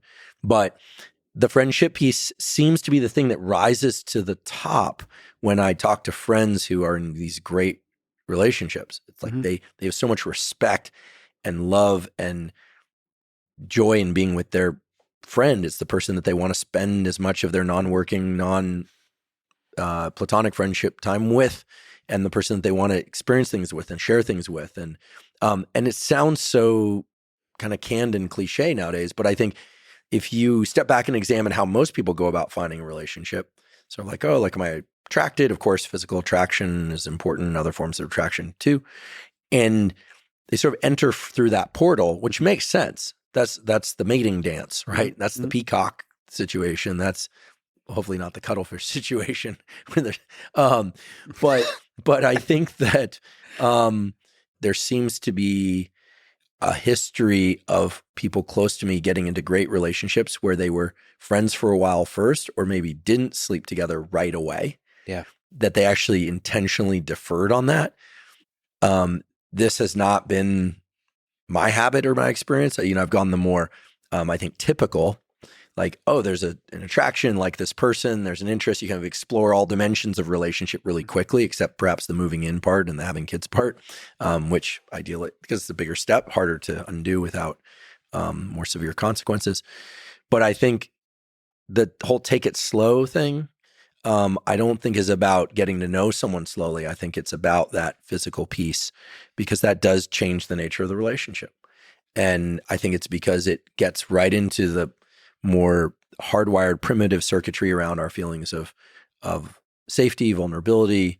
There's something about romantic and sexual interactions where it's almost like it's like assets and liabilities, right? Where people are trying to figure out how much to engage their time and their energy and multiple people. I'm talking about from both sides, male, female, or whatever sides. But where it's like assets and liabilities, and that's where it starts getting into those complicated contracts early on, I think. And so maybe that's why if a really great friendship and admiration is established first, even if people are romantically and sexually attracted to one another, then that piece can be added in a little bit later in a way that really kind of just seals up the whole thing. And then who knows, maybe they spend 90% of their time having sex. I don't know. That's not for me to say or decide, obviously, but there's something there about staying out of a certain amount of risk of having to engage covert contract in order to protect oneself. But I do think like love at first sight, this kind of idea is in part realizing very quickly that you are great friends. Like I've had that experience of friendship recently.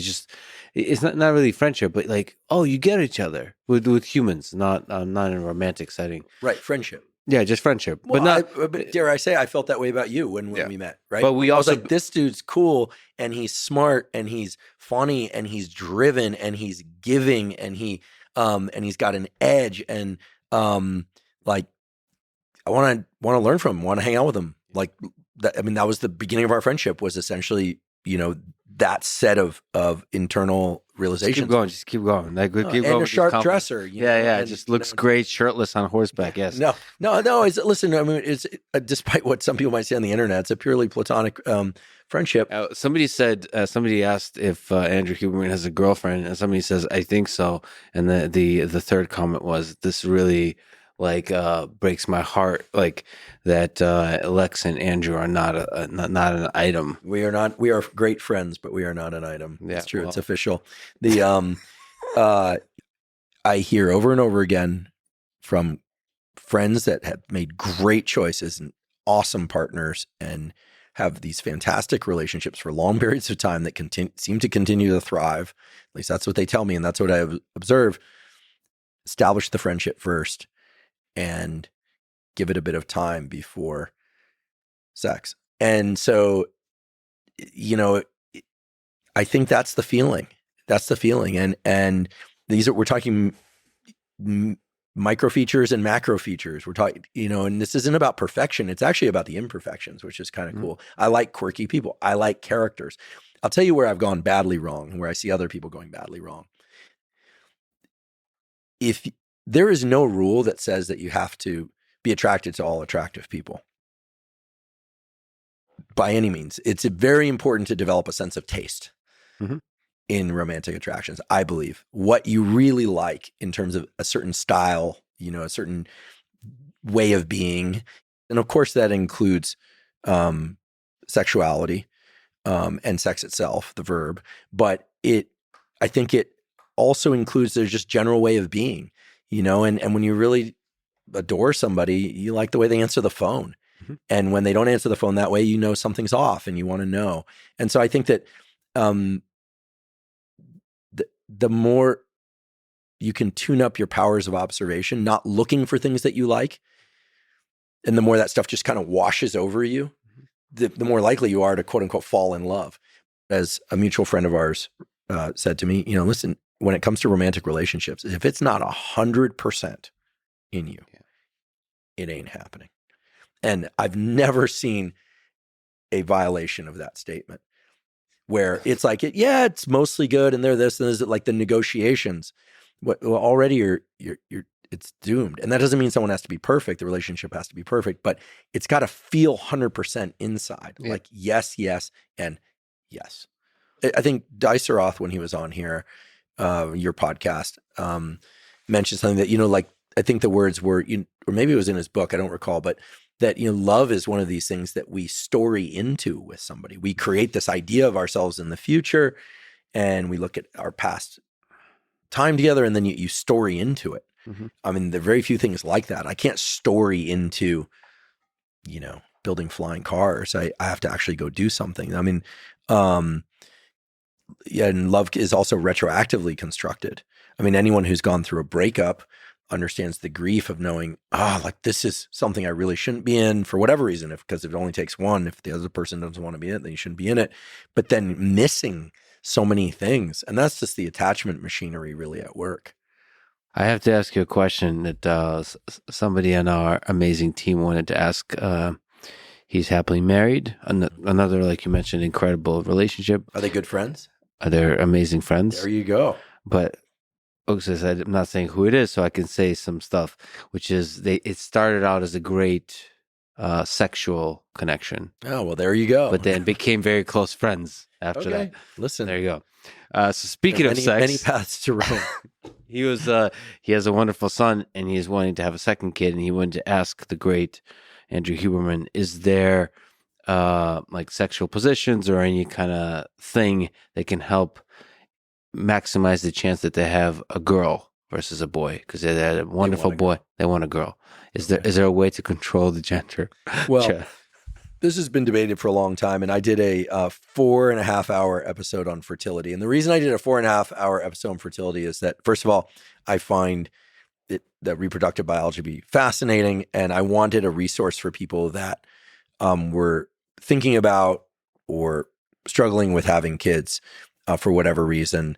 And it felt important to me to combine the male and female components in the same episode. It's all timestamped, so you don't have to listen to the whole thing. We talk about IVF, in vitro fertilization. We talk about natural pregnancy. Okay, the data on position is very interesting. But let me just say a few things. There are a few clinics now, in particular some out of the United States, that are spinning down sperm and finding that they can separate out fractions, as they're called. They can spin the sperm down at a given speed, and they'll separate out at different sort of depths within the test tube that allow them to pull out the sperm on top or below and bias the probability towards male or female births. It's not perfect. It's not 100%. It's a very costly procedure. It's still very controversial.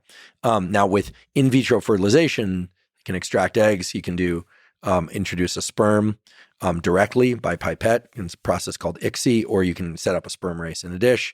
And if you get a number of different embryos, meaning the eggs get fertilized, duplicate and start to form a blastocyst, which is a ball of cells, early embryo, then you can do karyotyping. So you can look for XX or XY, select the XY, which then would give rise to a male offspring, and implant that one. So there is that kind of sex selection. With respect to position, there's a lot of lore that, if the woman is on top or the woman's on the bottom, or whether or not the penetration is from behind, whether or not it's going to be male or female offspring. And frankly, the data are not great, as you can imagine, because those would be interesting studies to run, perhaps. There is studies, there is paper. There are some, but they're not, I guess. Yeah, there's more lore than science. And there are a lot of other variables that are hard to control. Yeah. So, for instance, if it's ejaculation during intromission, during sex, penetration, et cetera, then you can't measure, for instance, sperm volume as opposed to when it's IVF, and they can actually measure how many milliliters, how many forward motile sperm. It's hard to control for certain things. And it just can vary between individuals and even from one ejaculation to the next. And okay, so there's too many variables. However, the position thing is interesting in the following way. And then I'll answer whether or not you can bias towards a female. Okay.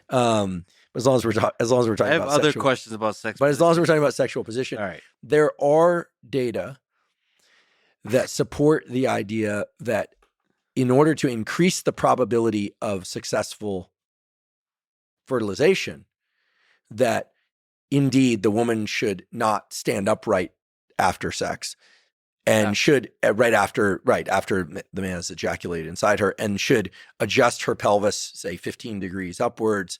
I mean, some of the fertility experts, MDs, will say that's crazy, but others that I sought out, and not specifically for this answer, but for researching that episode, said that, yeah, what you're talking about is trying to get the maximum number of sperm, and it's contained in semen, and yes, the semen can leak out. And so keeping the pelvis tilted at 15 degrees for about 15 minutes, obviously tilted in the direction that would have things running upstream, not downstream, so to speak. Gravity. Gravity, it's real. So for maximizing fertilization, the doctors I spoke to just said, look, given that if people are trying to get pregnant, what is spending 15 minutes on their back? This sort of thing. Okay, so then with respect to female, getting a female offspring, or XX female offspring, selectively, there is the idea that as fathers get older, they're more likely to have daughters as opposed to sons. That's from the papers I've read, is a significant but still mildly significant result. So with each passing year, this person increases the probability they're going to have a daughter, not a son. Look, so that's interesting. But the probability differences are probably tiny. I mean, it's not, it's a significant. It's not trivial. Mm-hmm. It's not a trivial difference. But if they want to ensure having a daughter, then they should do IVF and select an XX embryo. And when you go through IVF, they genetically screen them for karyotype, which is XXXY. And they look at mutations, genotypic mutations for things like, trisomies and aneuploidies, all the stuff you don't want. But there is a lot of lore if you look on the internet. Sure, different foods. So there are a lot of variables. There's a lot of variables, but there haven't been systematic studies. So I think probably the best thing to do, unless they're going to do IVF, is just, roll the dice. And, I think with each passing year, they increase the probability of getting a female offspring. But of course, with each passing year, the egg and sperm quality degrade. Mm-hmm. So, get after it soon. So I went down a rabbit hole. There's like sexology. There's journals. Oh yeah, on sex. Sure. Okay, so sure. Some of them, not all, quite reputable. Yeah, and some of them really pioneering in the sense that they've taken on topics that are, considered, outside the main frame of what people talk about, but they're very important. We have episodes coming out soon with, for instance, the head of male urology, sexual health, and reproductive health at Stanford, Michael Eisenberg, but also, one with a female urologist, sexual health, reproductive health, Dr. Rena Malik, has a quite active YouTube presence. She does these really dry, scientific presentation, but very nice. She has a lovely voice, but she'll be talking about, erections or squirting or all this. She does very kind of internet type content. Mm-hmm. But she's a legitimate urologist, reproductive health expert. And in the podcast, we did talk about both male and female orgasm. We talked a lot about sexual function, dysfunction. We talked a lot about pelvic floor. One interesting factoid is that only 3% of sexual dysfunction is hormonal, endocrine in nature. It's more often related to some pelvic floor or vasculature, blood flow related, or other issue. And then when Eisenberg came on the podcast, he said that far less sexual dysfunction is psychogenic in origin than people believe, that far more of it is pelvic floor, neuro, and vascular. So, there are the myths of, it's not saying that it's that psychogenic dysfunction doesn't exist, but that a lot of the sexual dysfunction that people assume is related to hormones or that is related to psychogenic issues are related to vascular or neural issues. And the good news is that there are great remedies for those. And so both those episodes detail some of the more salient points around what those remedies are and could be. One of the kind of, again, factoids, but it was interesting that a lot of people have pelvic floor issues and they think that their pelvic floors are quote unquote messed up. So they go on the internet, they learn about Kegels, and it turns out that some people need Kegels. They need to strengthen their pelvic floor. Guess what?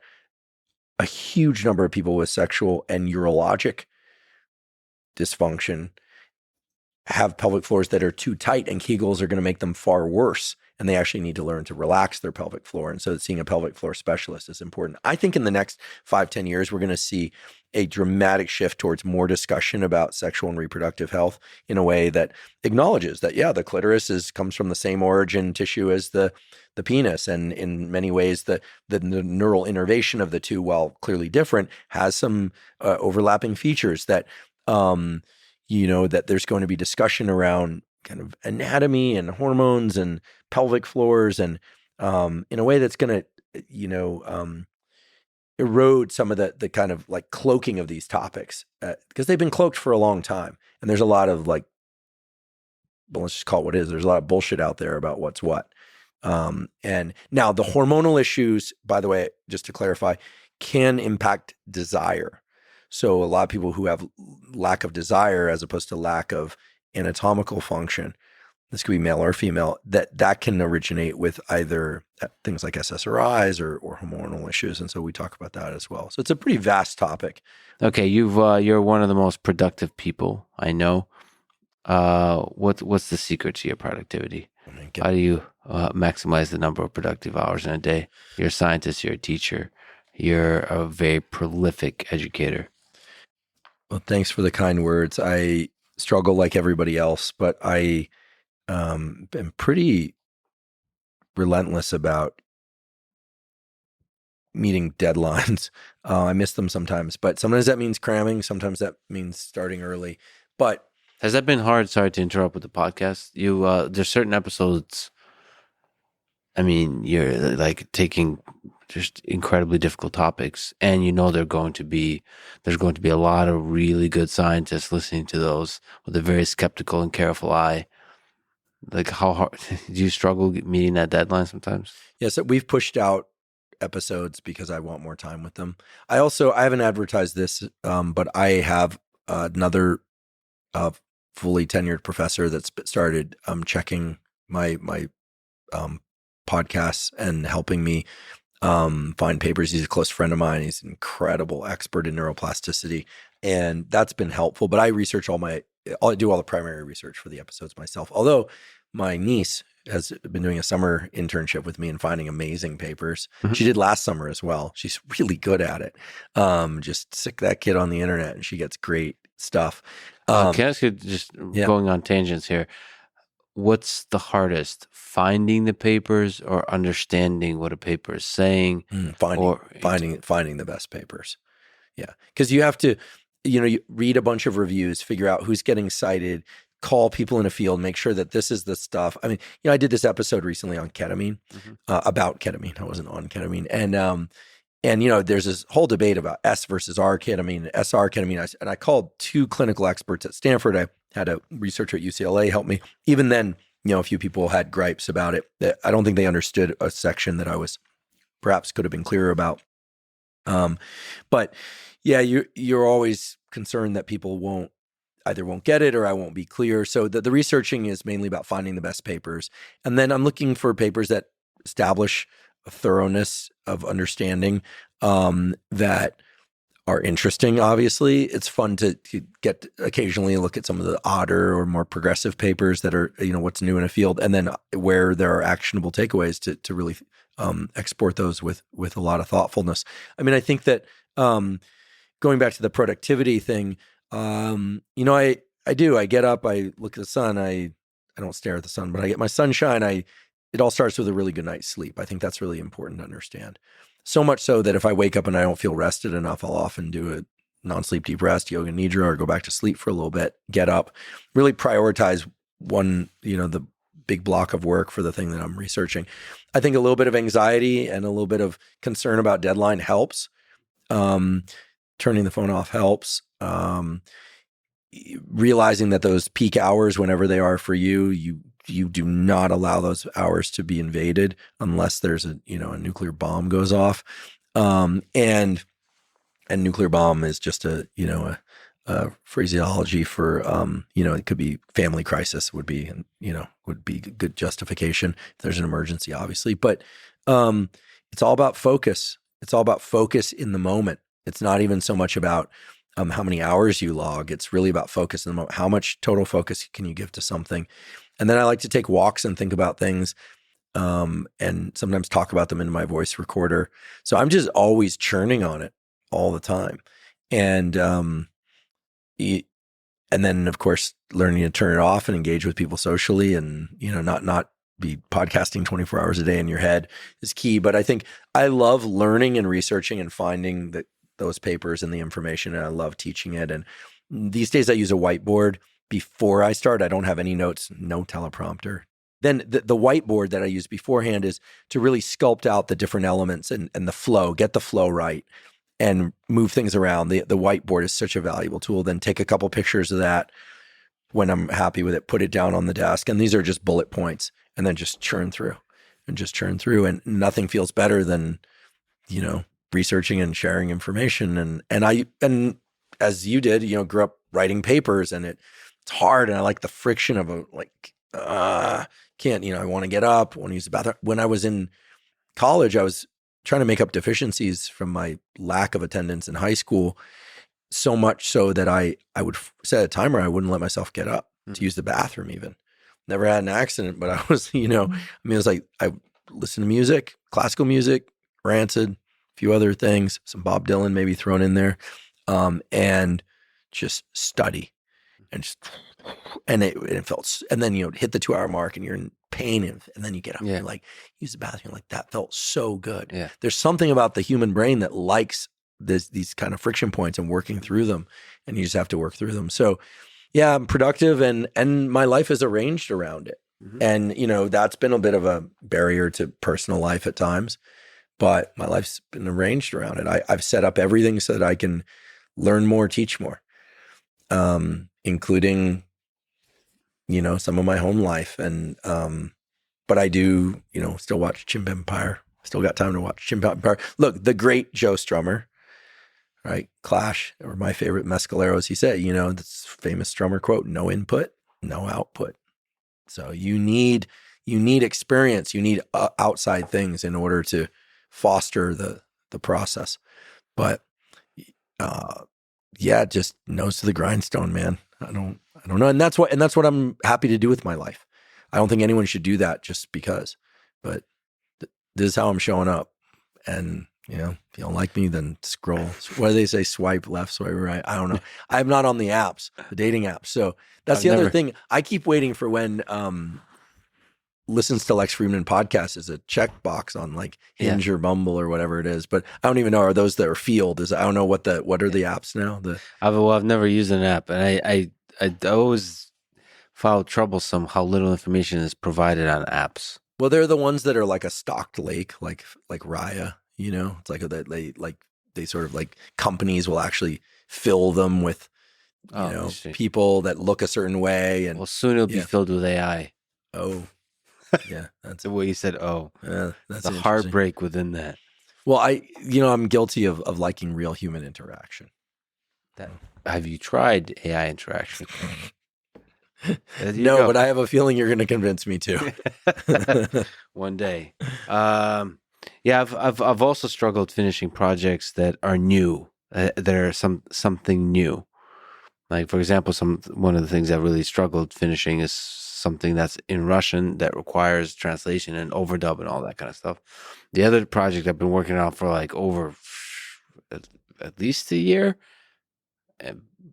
off and on, but trying to finish is something we've talked about in the past. Is I'm still on it. Project on Hitler and World War II. I've written so much about it, and I just don't know why I can't finish it. I have trouble, like, really. I think I'm terrified being in front of the camera.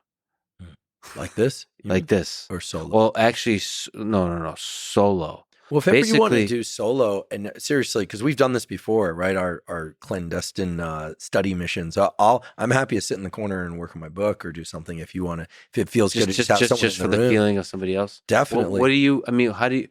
You don't seem to. You seem to have been fearless to just sit in front of the camera by yourself to do the episode.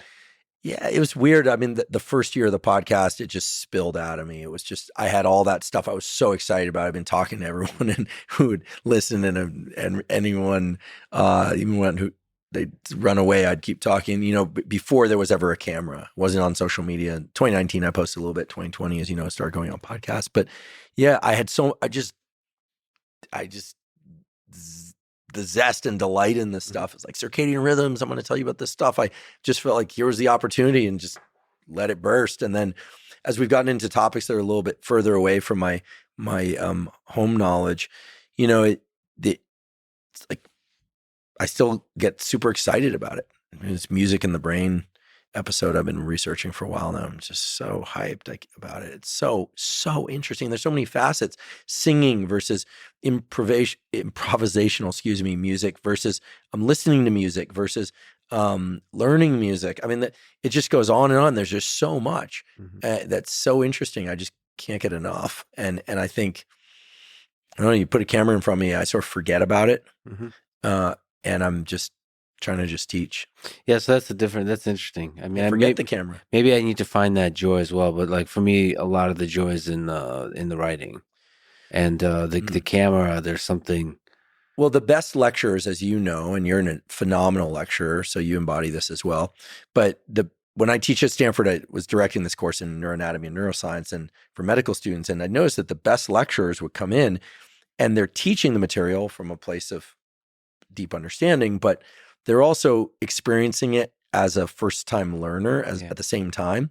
So it's just sort of embodying the delight of it, but also the authority over them, not authority, but the sort of mastery of the material.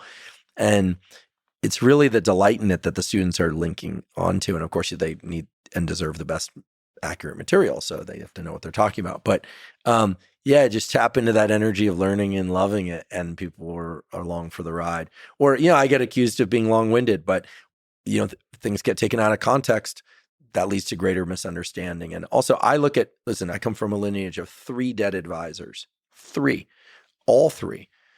So I don't know when the Reaper's coming for me. I'm doing my best to stay alive a long time, but whether or not it's a bullet or a bus or cancer or whatever, or just old age, I mean, I'm trying to get it all out there as best I can. And if it means you have to hit pause and come back a day or two later, like, that seems like a reasonable compromise to me. I'm not going to go longer than I need to, and I'm trying to shorten them up. But again, that's kind of how I show up. It's like Tim Armstrong would say about writing songs. I asked him, "Do you write? How often do you write?" Every day. Every day. Has Rick ever stopped creating? No. Has Joe ever stopped preparing for comedy? Are you ever stopping to think about world issues and technology and who you can talk to? I mean, it seems to me you've always got a plan. The inside. The thing I love about your podcast the most, to be honest, these days, is the surprise of like, I don't know who the hell's going to be there. Yeah. It's almost like I get a little nervously excited about when a new episode comes out because I have no idea. No idea. And, I mean, I have some guesses based on what you told me during the break. I mean, you've got some people where it's just like, whoa, Lex went there. Awesome. Can't wait. Click.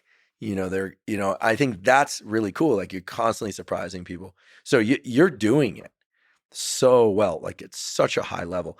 And I think it's also important for people to understand that what you're doing, Lex, there's no precedent for it. Sure, there have been interviews before, there have been podcasts before, there are discussions before, but it's not like, how many of your peers can you look to find out how best to do the content like yours? Zero. There's one peer, you.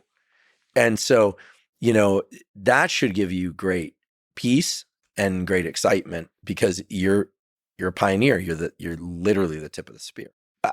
I don't want to take an unnecessary tangent, but I think this might thread together two of the things that we've been talking about, which are, I think, of pretty key importance. One is romantic relationships, and the other is creative process and work. And this, again, is something I learned from Rick, but that he and I have gone back and forth on, and that I think is worth elaborating on, which is, earlier we were saying, the best relationship is going to be one where it brings you peace. I think peace also can be translated to, among other things, lack of distraction. So when you're with your partner, can you really focus on them and the relationship?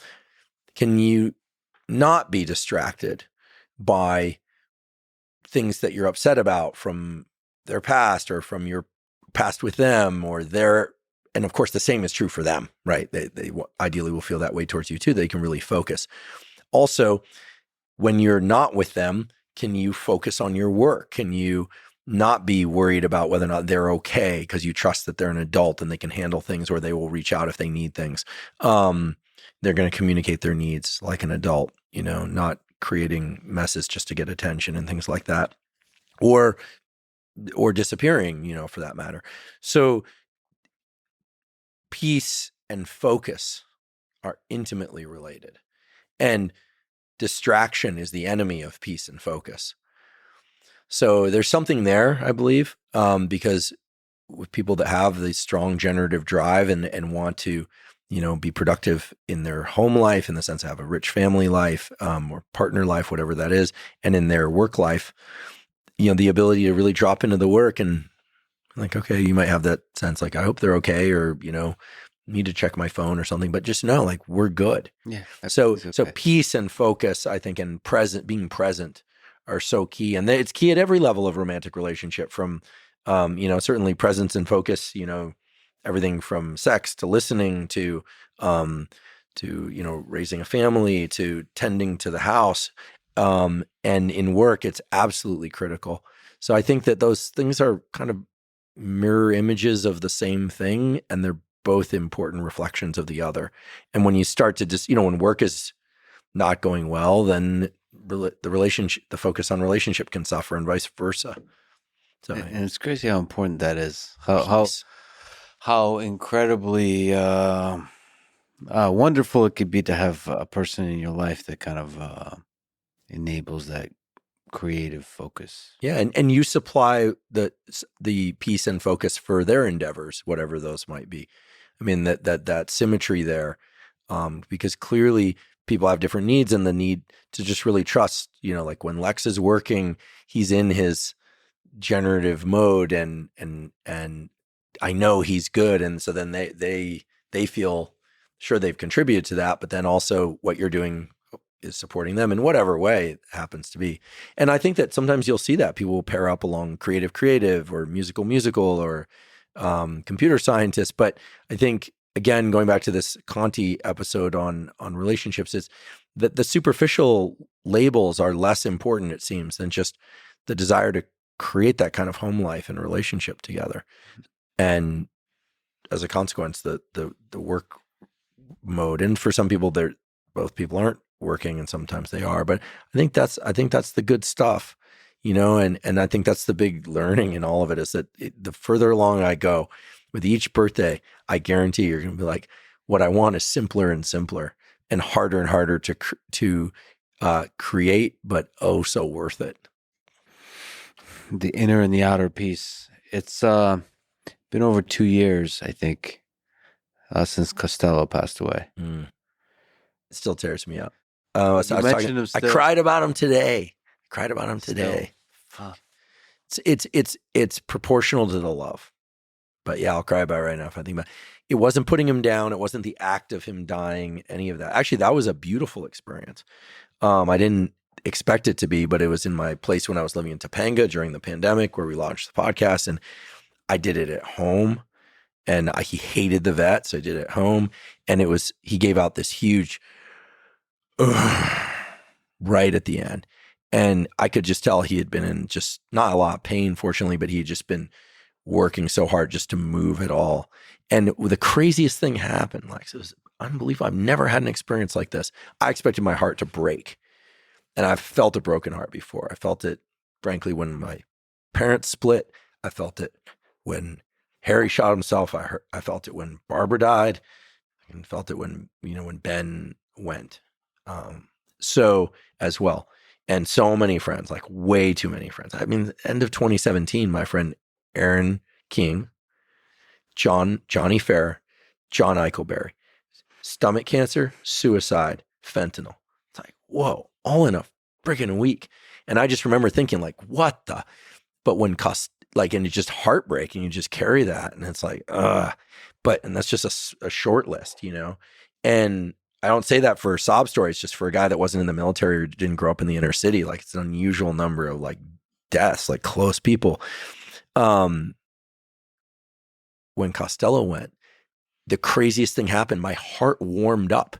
It like heated up, and I wasn't on MDMA, and I was just the moment he went, it just went whoosh. And I was like, what the hell is this? And it was like a supernatural experience to me. I just never had that. I put my grandfather in the ground. I was a pallbearer at the funeral. I've like done that more times than I'd like to have ever done it. And it just heated up with Costello. And I thought, what the fuck is this?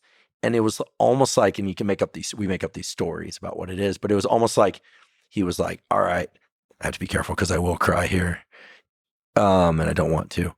It was almost like he was like, all that effort, because I had been putting so much effort into him. It was like, all right, you get that back.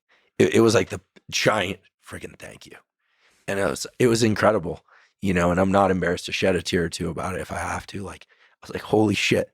Like, that's how close I was to that animal. Where do you think you can find that kind of love again? Man, I don't know.